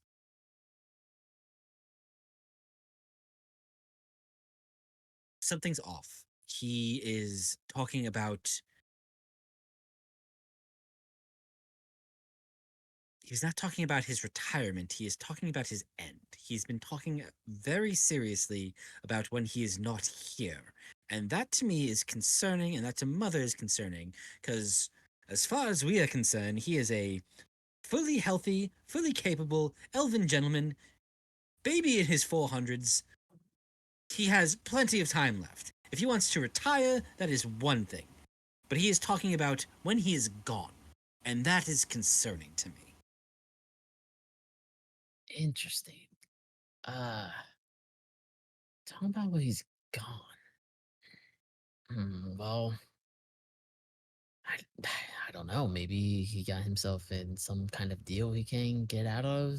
Maybe he knows something's happening. I don't have the slightest clue, and I'm assuming. I'm pretty sure you try to ask him what's going on, and he probably gave you no response. We have tried to talk to him many times. There's been many scheduled meetings between me and himself and mother, and we have tried to talk to him about what is he referring to. He has been bringing in some of his business partners and talking about things that come next and what would happen. He refers very much to his heir, and I haven't been able to see his will. I don't know what's in it, and that makes me. I didn't think I had to worry. I didn't think I had to worry about what was in his will, because he is a noble elven gentleman who doesn't go out gallivanting around town or other civilizations fighting people. He shouldn't need a will. He is going to live for centuries more. That is quite concerning. I I don't know. I don't know what to make of it. I don't know why he hasn't shared anything. Exactly. And that is the only reason why I had assumed that I needed you back here. Because I think the only way he is going to tell us what's happening is if we were both here. Maybe it's that he needs to name you an heir or something. Maybe you need to sign paperwork. I don't know how this works, but I had grown very frustrated to the point that, and mother has been very frustrated, and she has made me very frustrated, to find you and figure out where you were, because we sent word for you at the monastery and found out that you weren't there.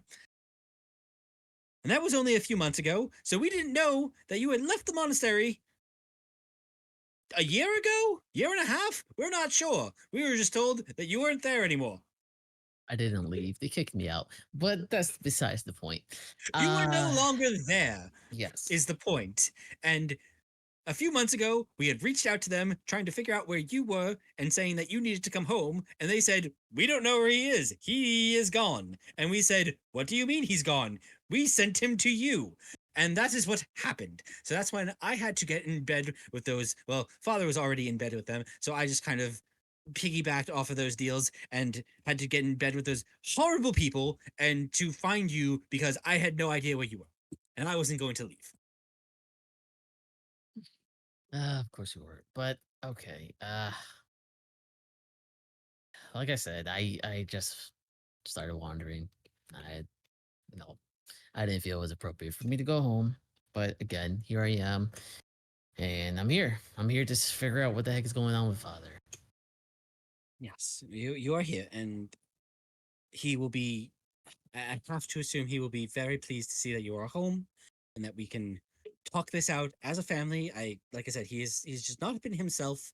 He has been beside himself. He has been speaking in half sentences and taking weird business meetings with people that I haven't seen since we were young, and people that just came in and have conversations behind closed doors. And he's usually very open about his business meetings because he wants us to know what's going on in the business. But he's been just very closed off and happy. Does does he know you went looking for me? Oh God, no. What about mother? Does she know? I mean, she suggested that I should find you. Ah. Okay. Well, is there anything else I need to know before I go see him? Um, Again, he has been acting. He's just been acting odd. He is, and I hate to say this as acting odd, but he's been j- jolly, jovial. Like he's been very, very affectionate, and I don't know how to feel about that.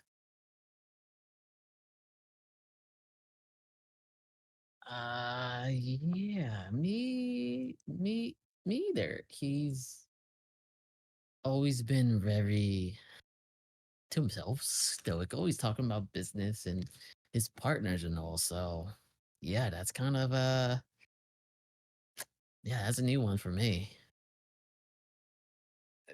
Honestly, like I said, the last time he told me he was proud of me is probably when I closed that business venture in my first marriage. That was the last time he actually, you know, gave me a reason to be like, oh, I'm proud of what you are doing as an adult. And but that was for the family, and it needed to be done, and that's what happened. Yes. Ah, well, man, I don't know what to make of that.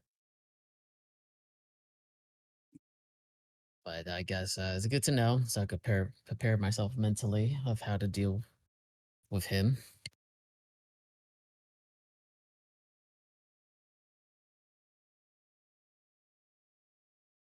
I am Look, I'm very happy that you are home, brother. It has been very tough without you. You have always been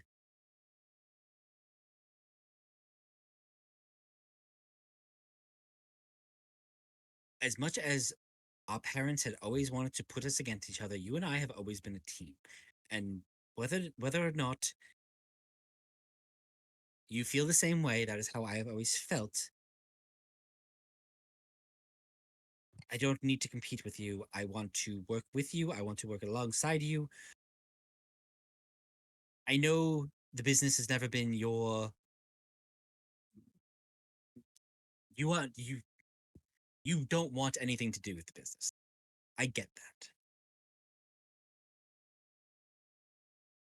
But it's nice to have you home because whatever is happening,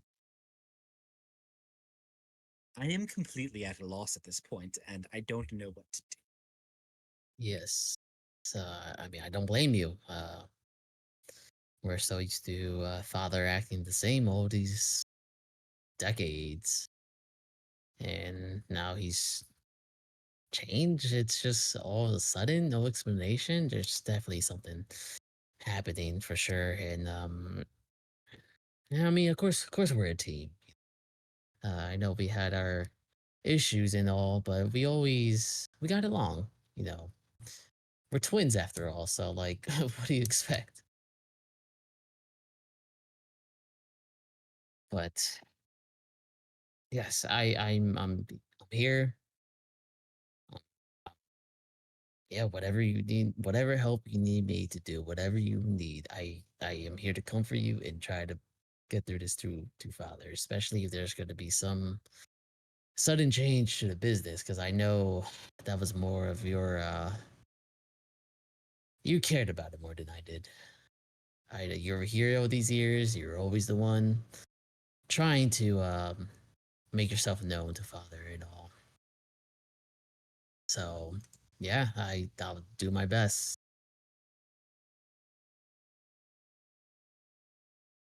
Again, thank you for coming. It's I know I had to partially twist your arm to come back, but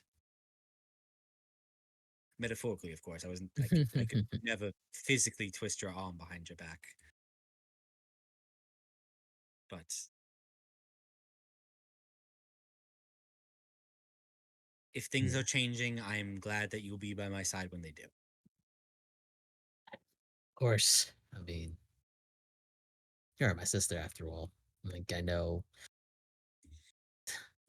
I did. I just acted a fool when I was younger, not caring about anything. But I'm here. So if there's anything else on top of whatever else you told me, like that I need to know, I just need any information I can to try to piece anything together.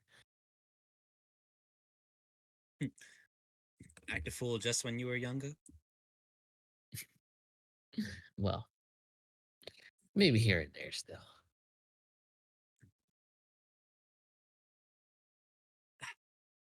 As I said, there's not much. Father has been so closed off about the business side of things for the last several, probably year and a half now. Um, he is just something happened, and he started taking a lot of business meetings with a lot of old associates and clients and people he has been, you know, not reluctant to meet with, but has not met with in person in the estate in a very long time. Um, Hmm. and he is, you can see it on his face. He's stressed, and he comes out of those meetings probably worse for wear than when he went in. But for some reason, with myself and mother, he has been absolutely just jovial and elated, and it's very odd because we're used to very by the numbers, strict. Everything is a business transaction, including his love and affection, and I don't know how to deal with him being the way he's being recently, and that's what has me concerned. It's his overall demeanor and his terminology.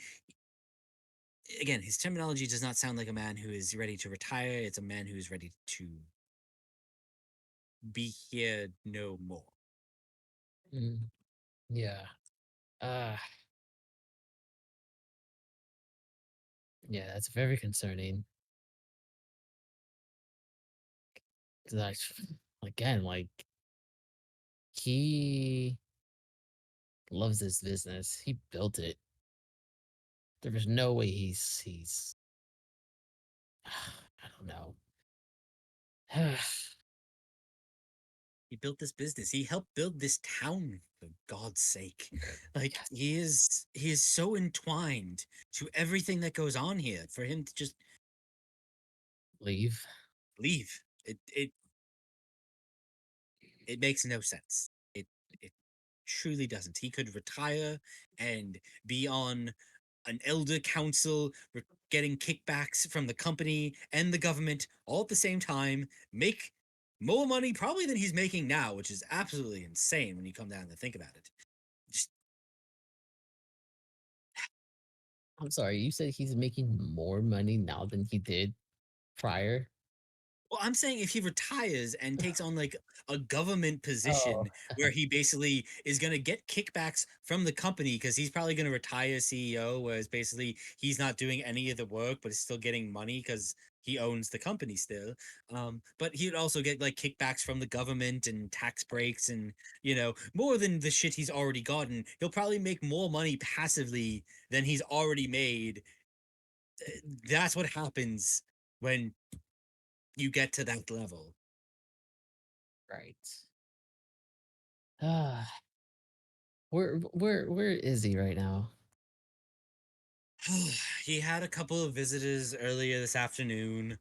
Um, honestly, at this point, he might still be in that meeting. Usually, those meetings go between 4 and 8 hours, depending on who he's meeting with. Oh, jeez. I'm assuming he'll be out for you know cocktails and dessert this evening. So there should be an opportunity to speak to him and announce that you're home. I made sure that nobody told anybody you were home just yet because I wanted some time to speak to you. Right. Well, ah, man. Well, I mean, I appreciate all the information. Taking me aside and talking to me first before anything. Um, but whenever you're ready, we could go talk to Father. Unless there's anything else that you wanna talk about.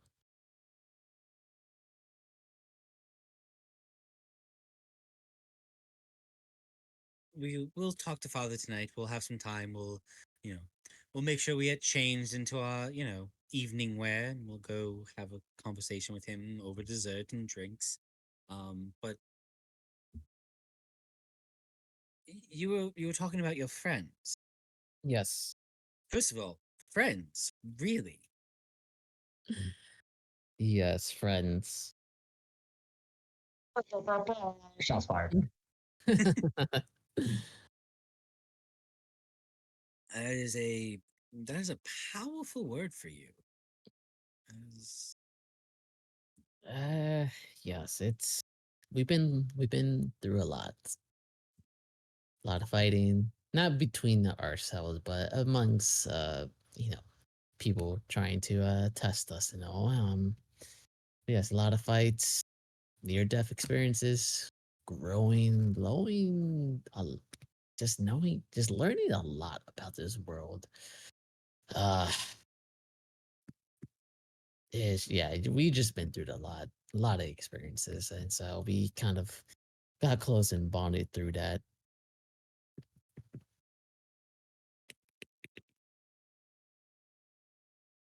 So I leave this to you, Valir. Your sister, now that she's calmed down from her original, fiery anger as you walked in the room, she's getting to more of her. Again, you two have never been. You've been friendly rivals. You and your sister have never been at odds, but like you test each other, you push each other, but you're twins, you're siblings. You have Yeah, always been there for each other, especially in a household where your parents have never really been there for either of you. right. The two of you have learned to lean on each other when you needed to. Your sister, you start to see her kind of relax, and she puts on a persona of this hardened businesswoman, but after a couple of drinks and a couple of just getting to relax in the situation and being comfortable with her brother being home, you know, going through all this tense information of your father, and what's been happening around the house and the estate and the business. As you start to kind of talk about your friends, you see her kind of like loosen up a little bit, and it's like, she starts asking questions, tell me about your friend, tell me about, who they are, and, Hmm. like their personalities and what they do. And um, as the broader questions kind of start to narrow in, you start to see a pattern of ask broad question, ask a very specific question about Suji.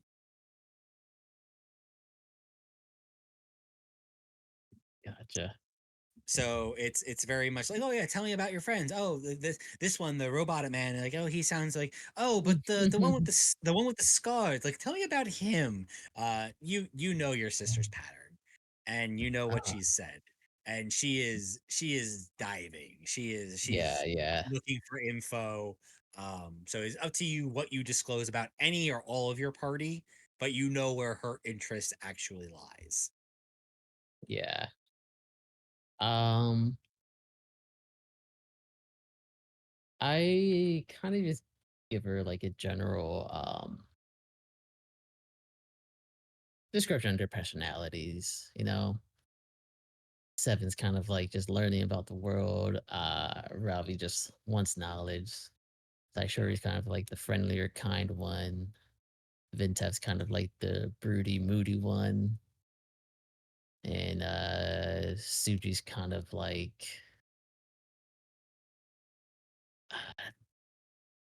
I'll say like kind of like the Into dudes.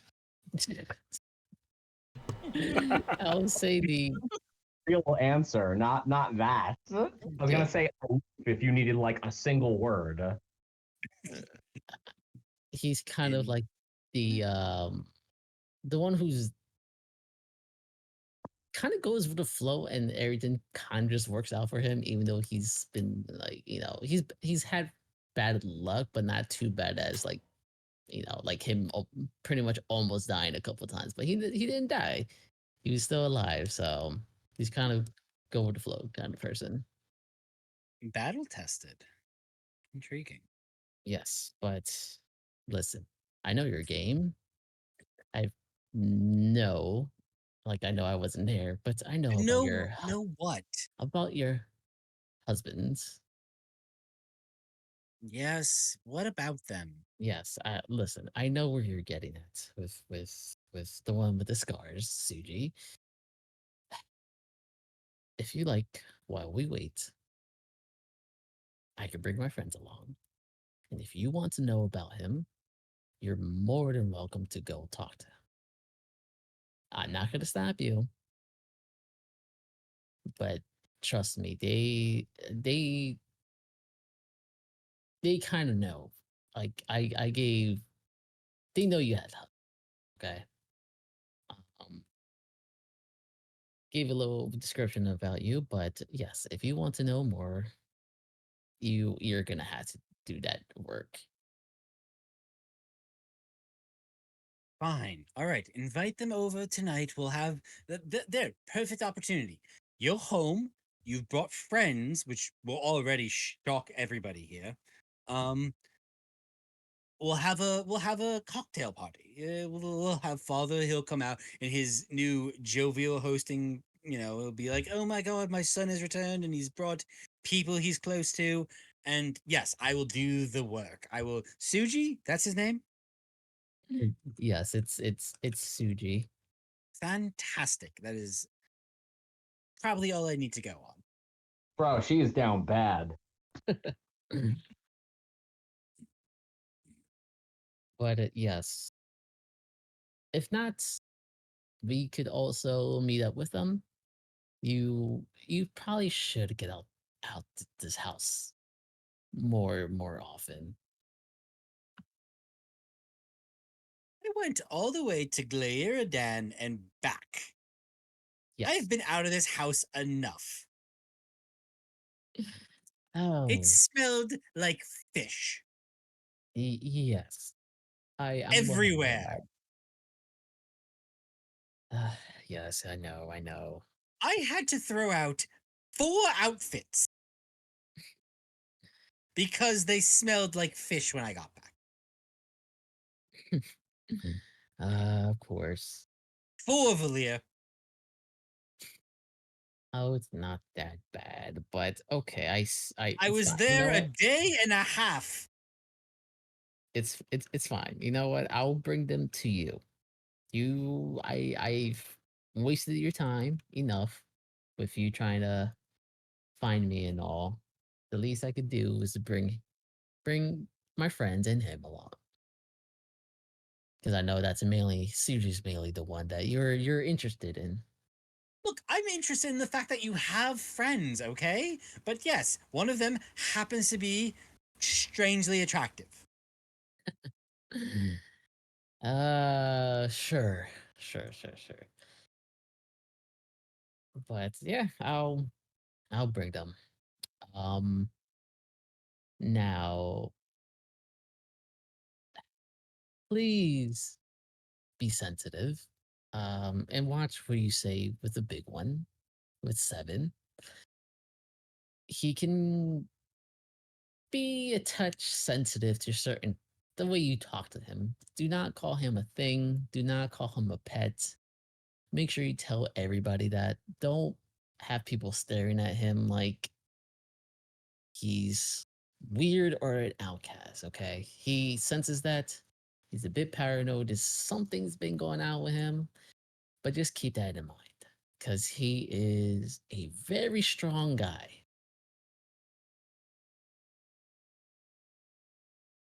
So okay, so we're talking about the automaton.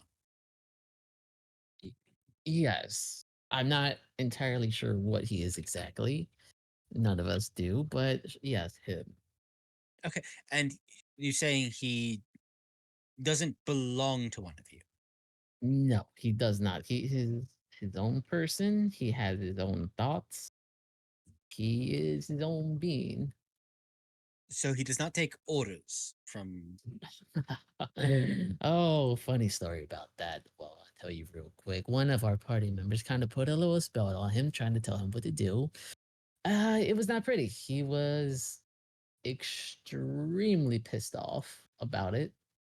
Um, yeah, it wasn't a pretty sight. So, no, no one dare tell him what to do. Like when I first met him, he challenged a guard captain out of nowhere, and it was God, it was just a lot. It was just a lot. Just don't disrespect him. That's all I'm asking. He's a good friend of mine.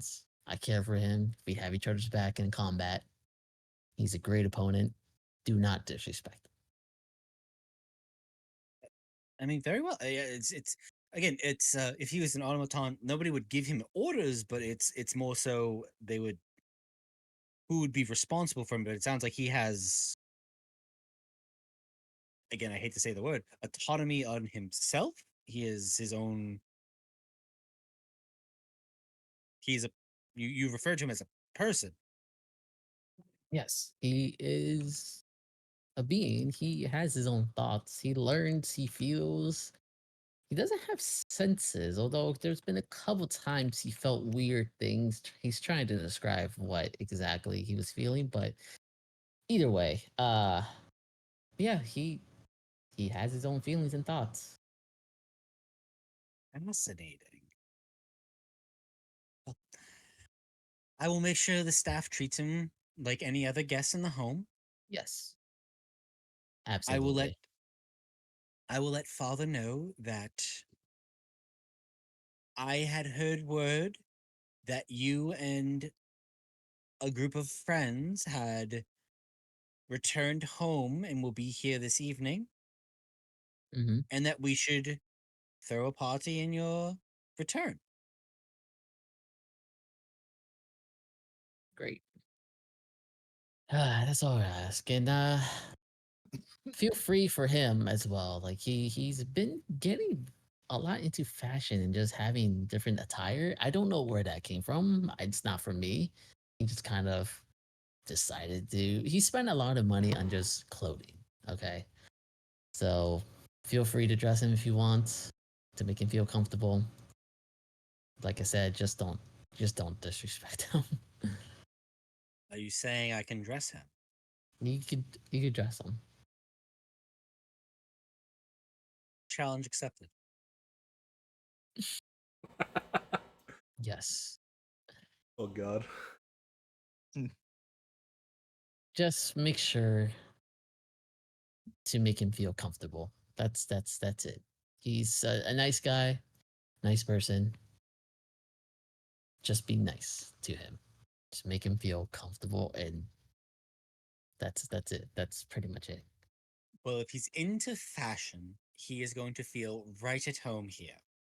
Absolutely. I'm kind of excited for him to see like what's going on here. He might have some. Not.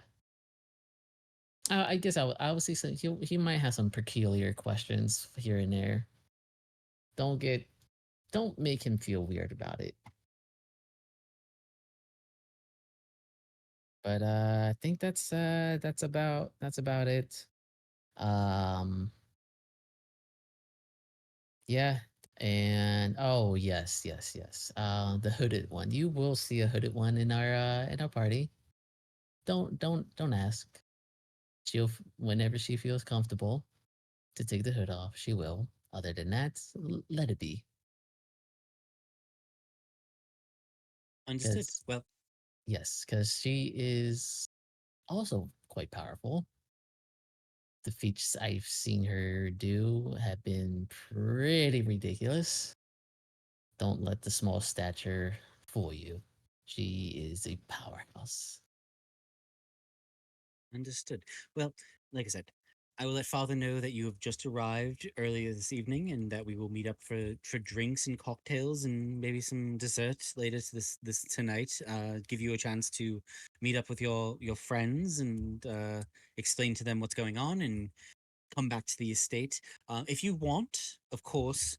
Um, Again, Father right now probably wouldn't mind either way, but you know how Mother is. If you want, for your friends and yourself, help yourself to anything in mine or the wardrobe I left for you. You know Absolutely. how Mother loves somebody who makes an impression.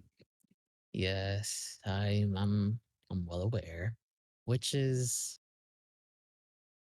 I mean, I know you can't be the same way as well, which is kind of surprising that you like Suji because he's kind of like, I mean, uh, to each their own, I guess, but okay.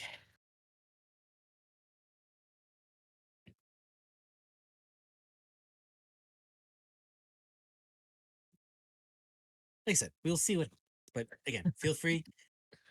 Take anything you need from my wardrobe for your hooded friend, as it sounds like she might need something a little bit more fitting. Um, it sounds like your automaton friend already is well equipped for a dinner party or an evening of drinks. Yes. But for yourself and any of your friends, if the feel free to take whatever clothes you want from your wardrobe that I have left out for you, and I will see you later this evening. Great. And yeah, I think that'll be it. But remind me to show you a piece of clothing I found that I don't recognize it, but I know it's our families, if that makes sense. But we'll get into that later. Just remind me to ask you about it. Understood. It's about this time. We'll go back in time and do the shopping trip at the armory. But Revi, at this point, you would finish with the armory if you would like to send Valir a message. I'm gonna run to the bathroom real quick. Oh, I have another thing. I kind of gotta go take care of my friend. I brought Okay. him to Modelo Fridays, and he's drunk, so this will probably be the last for me. That all right? Cool. Cool. Yeah, he messaged me 45 times in the last 15 minutes. Jeez. He's probably dying. Yeah. Right now, he's just insulting me, so yeah, I gotta go take him. Okey doke. All right. Sorry, guys. It's all good. No worries. We're probably gonna wrap up soon anyway. So All right. Good we're night. good. Bye, Right. Manny. Godspeed. Yeah. Later. I'll be right back in 2 seconds. I'm gonna run to the bathroom. Okay. Bye, Candace, everyone. Yep. All right.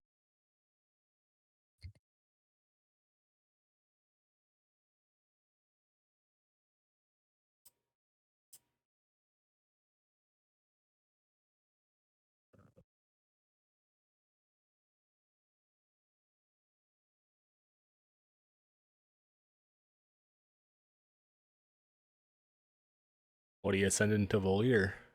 Ravi. Nothing fancy. Just hey, Valia, we're done shopping. Are you ready for us to stop in? If so, just bit of direction, something like that. I think we'll be fine. Don't have to. We'll be communicate- fine. You won't be. Well, but it's not like I have to communicate a bunch of complex ideas. It's just hey, we went shopping. We're done shopping. We're coming to your rich ass house, boy. So prepare some food. Roll out the red carpet. Absolutely. We want a hero's welcome. We're heroes. I Remember? kind of do, although we're not heroes to them, so probably not a good expectation. I'm sure you or Suji's gonna get drunk and boast about our our exploits so far. You mean we are all going to sing in unison? The We're song heroes. of our group. Heroes, me and you. All All right. So I sent Valia the message. Hey, Valia, we're done shopping. Where are you at? You ready to receive us? If so, let us know where we're going. That's that. Cool. So really, about as the time you're wrapping up, gathering some clothes and outfits for yourself and your friends, you get this message from Ravi. You may respond with 25 words. New phone, who dis? No. You know who it is. That's how the magic works. You son of a bitch. I say, great. Just wrapped up with my sister, preparing things. I give them rough directions, and obviously 25 words or less of how to get to the estate, and mention that I'll meet them whatever halfway is and take them the rest.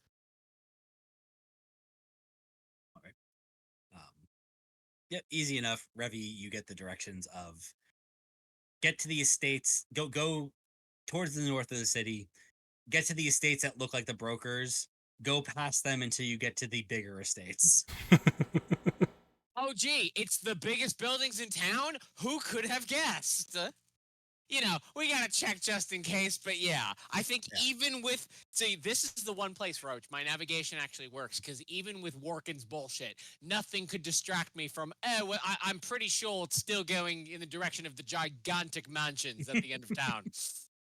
It's like, wait, so we shouldn't keep going towards Beverly Hills? That feels incorrect.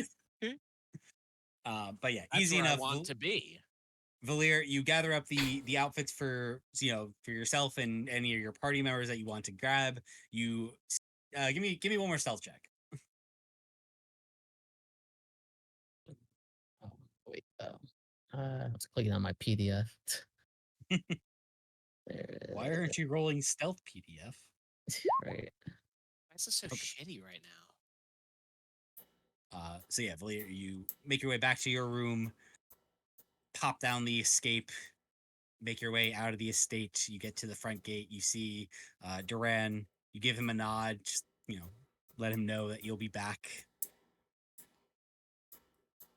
But yeah, somewhere in between the rest of the party, as you're kind of passing by these large estates, eventually you do kind of run into Valir on like a street corner.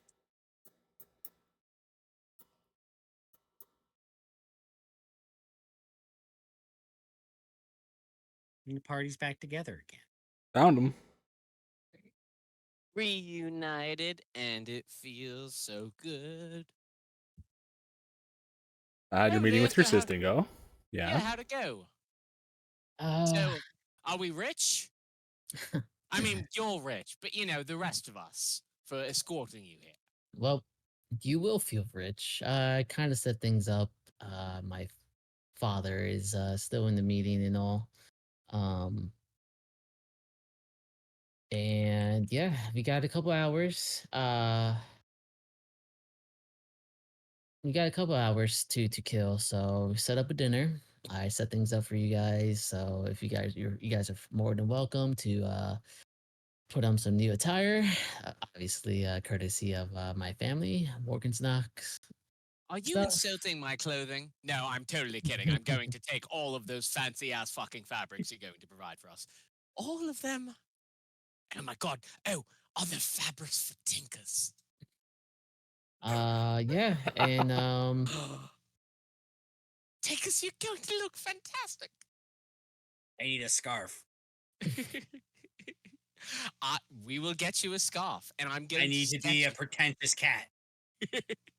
I'm going to sketch you and post your sketch amongst town so everyone can appreciate it. You are mighty, but you're just adorable. Valia, yes, are you going to make us ask? about. Why the fuck are you here? Oh They yes. sent mercenaries for you, my Oh friend. yes. I can't Sorry. believe I had to ask you that Uh, question. We're here. We're here for my father. Oh God, is he sick? Is he okay? It's kind of it's odd. Um, growing up, like he was just always a very stoic, just business orientated man, not really showing any sentiments to anybody, to any of the family or anything like that. But my sister's been telling me that in recent times he's been affectionate. He's been showing emotion. And yeah, it's she's overheard that he's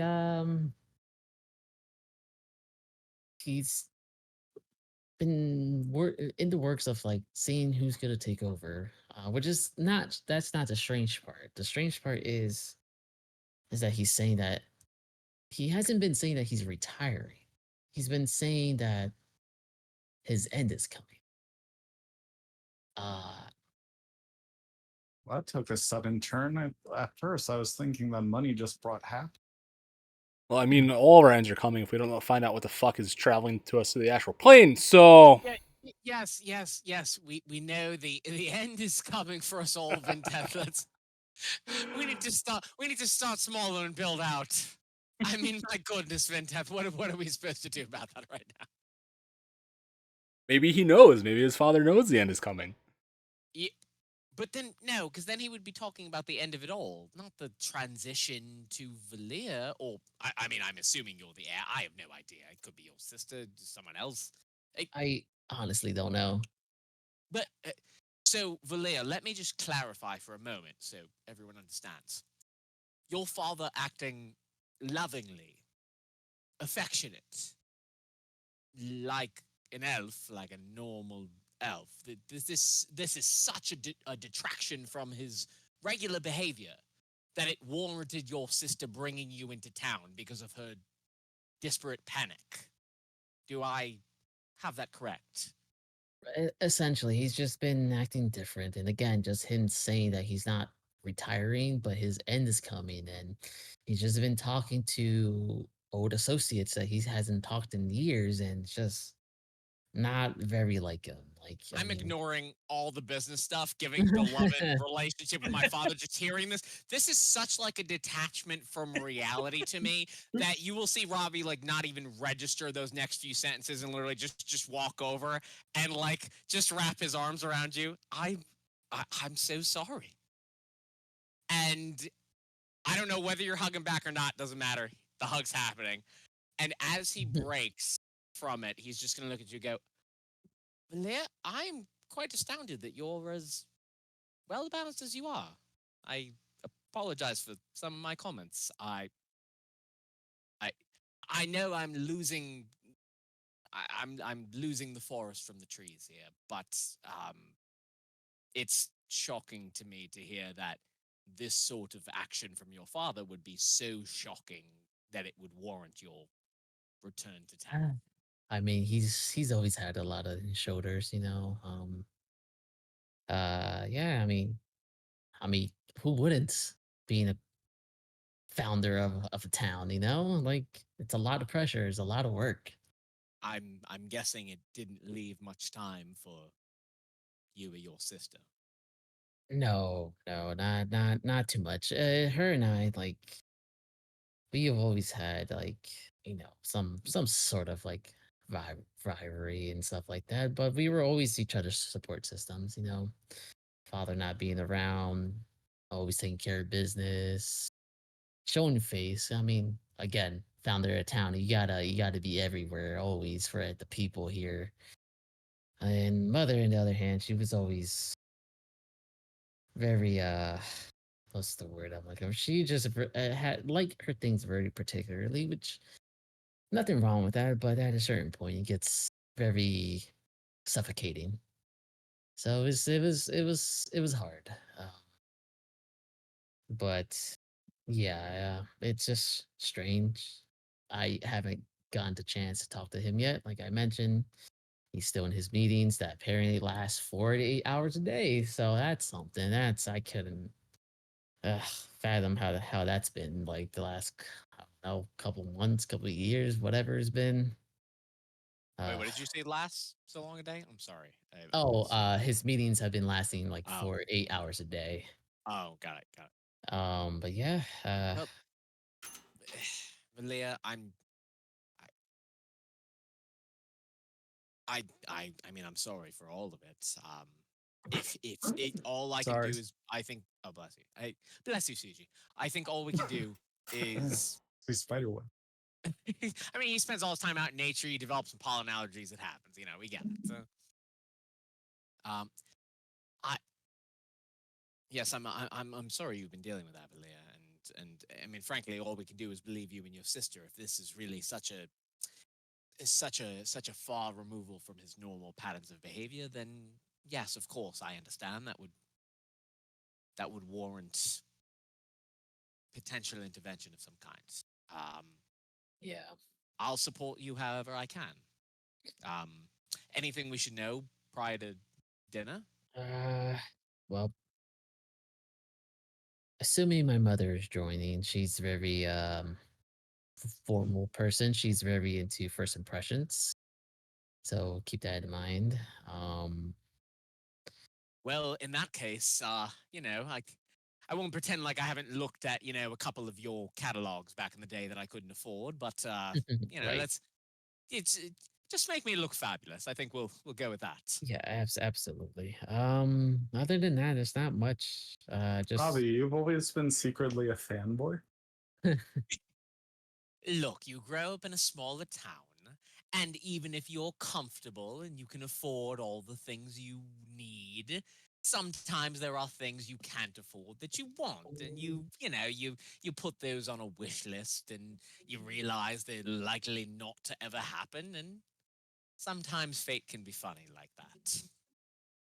Fanboy is strong, but yes, I've looked at Wolfsenock fabrics. Have we not all have? Are we not elves? We all Suji tucks know. his socks. Does he have But- Warstenock fabric socks on right now? I wouldn't think so. I was actually gonna be like, can I make a history check to know how much of it I probably have? No. No checks for me. My family was well enough, but did not make enough money to be buying any sorts of Warstenock fabrics. So Suji, your family is Actually- definitely the kind that you definitely had the Calvin Klein underwear. Like that's definite. That's a definite on that family front. why is it monogrammed? No one is Wait. ever going to see it. It's like, well, because I know it's monogrammed, and that's what matters. Roach, I so need with to this know. conversation, can I do a history check to think if like I ever possibly seen his father before? Sure. Give me Oh. give me a history check. I mean, but were your parents rich or were they rich? You know what I mean? Because I feel like the Warsenocks are the type of people who only really socialize with the rich. I mean, they dealt with the murder of my family. Shit. I mean, let me put it this way. The Waltons are not meeting with like your local like lumber distributor who owns like 3 locations and makes like $10 million a year. Those are very different levels of wealth. You rolled a 16. Yeah. Suji, you think back on it. You personally have never met or seen anyone from the Warson Lock family. I can say words. Though you do know that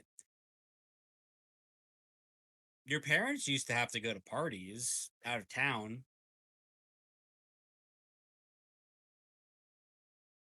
That may or may not have involved that particular family name. Yeah. Or like clothes kind of coming back after one of their travels. Maybe they were Yeah. richer than I thought they were.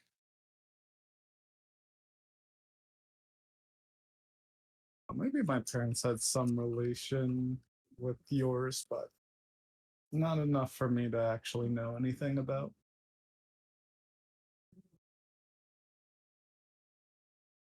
Maybe just a purchaser of goods, because I definitely it always kind of rung a bell, but it does look fairly similar. Kind of like you say, they change each year. I might have some of the vintage stuff packed deep away. As I pull out my bag, like super limited edition first blood. Just pulls out his Louis Vuitton backpack. It's like, I don't know how this got here. You never noticed this bag the whole time.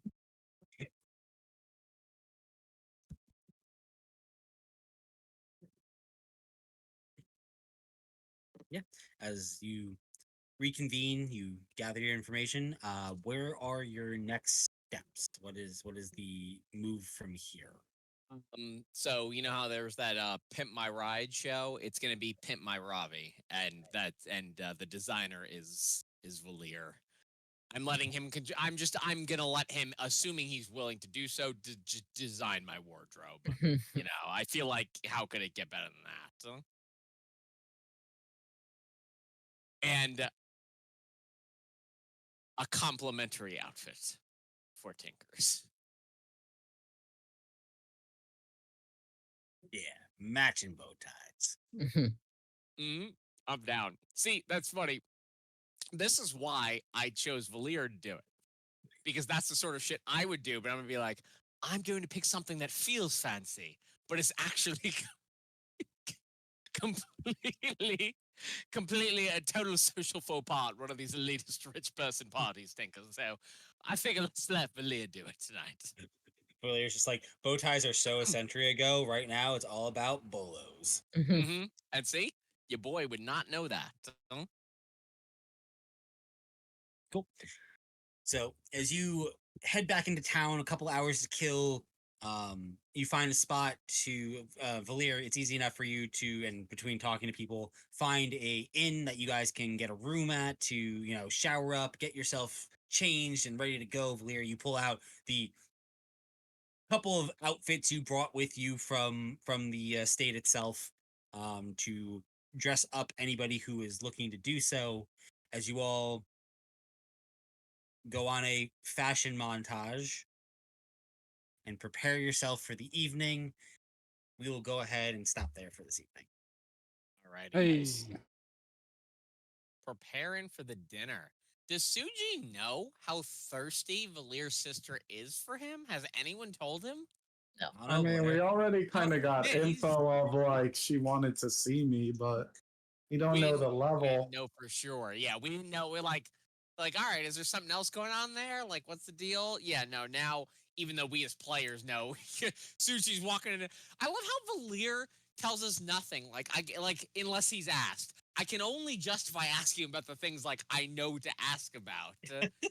He wouldn't have even fucking told us why we were here if we didn't ask him. Jesus Christ. Is this like, I mean, no offense. I'm just genuinely curious.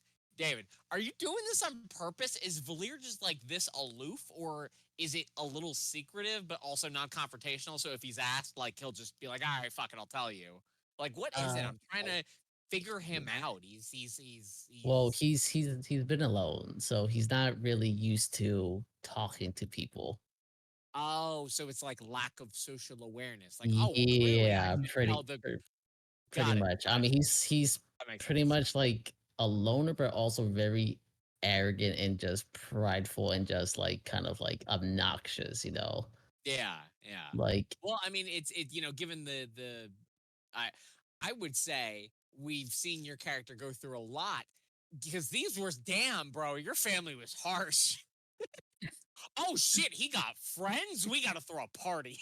yeah, pretty much, because they knew I was a loner and everything. So No, I know, but there's a difference between my son's a loner and he came with friends. We're having a celebration, bro. yeah, I'm sorry. Like, I know they were not meaning to throw such shade, but as I was on mute, it was just me being like, damn, like, oh shit. There were a couple of those. No, but like I get it though. But in jokes aside, though, you clearly were even like more of an asshole before the monks and before the group and everything that's happened with us. So I think it shows where you've come. yeah. I mean, he's never really like found like a spot for him somewhere he can find like feel at home. He's always been kind of wondering like what the heck is he doing with his life, Yeah, and kind of honestly, thing. I love the conversation with your sister because that was a point where I mean, admittedly, during the note thing, as Roach is just berating you. I mean, but like again, justifiably as NPC and DM, regardless of where you want to take that conversation, definitely justifiable. We literally walked out of the city, got handed a note, you're just like Mhm. so that was fair. But when it got to the point about like you leaving and her like hitting you on why you were and then we found out so long you weren't there. Your justification I thought was absolutely valid. And it's like it was amazing because I thought like in that moment, at least listening to that conversation, was like she for a moment like didn't understand it, but then almost was I interpreted as like considering a perspective she never had before. Like, oh yeah, like almost like she's got Stockholm syndrome, like having been here the whole time. Like, oh yeah, that is somewhat like I can understand where you were coming from, but I never thought that way.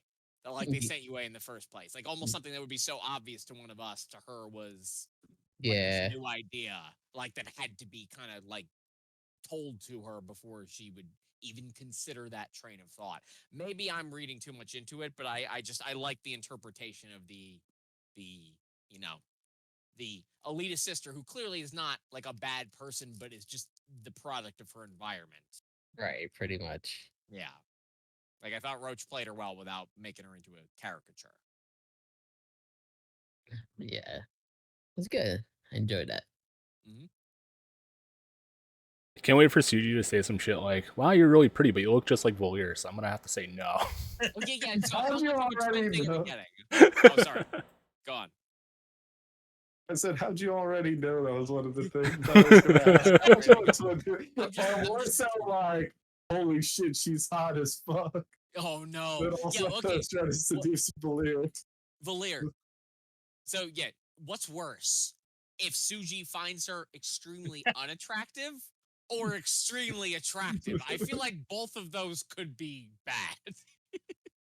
Yeah, I don't He's know. like, I'm gonna have to think on that one. Like, Okay, twin- other question. Are they twins to the level of Mark and his sister? Oh, I don't know. God. They're not. I don't know. They're not. You know what I'm trying to say? Just how is the facial symmetry? That's the question I'm asking here. Is she really? She's female Valir? Dude, they thank God they they look a are lot more different now.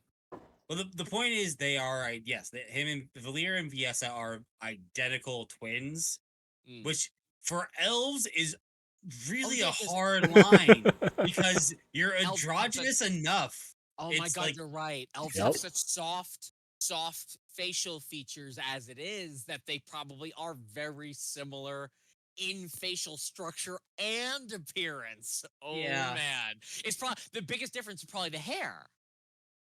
the hair, I mean, they both keep it pretty long. Oh The- my the- God. So what you're telling me is from a particular angle, there might not be much of a difference.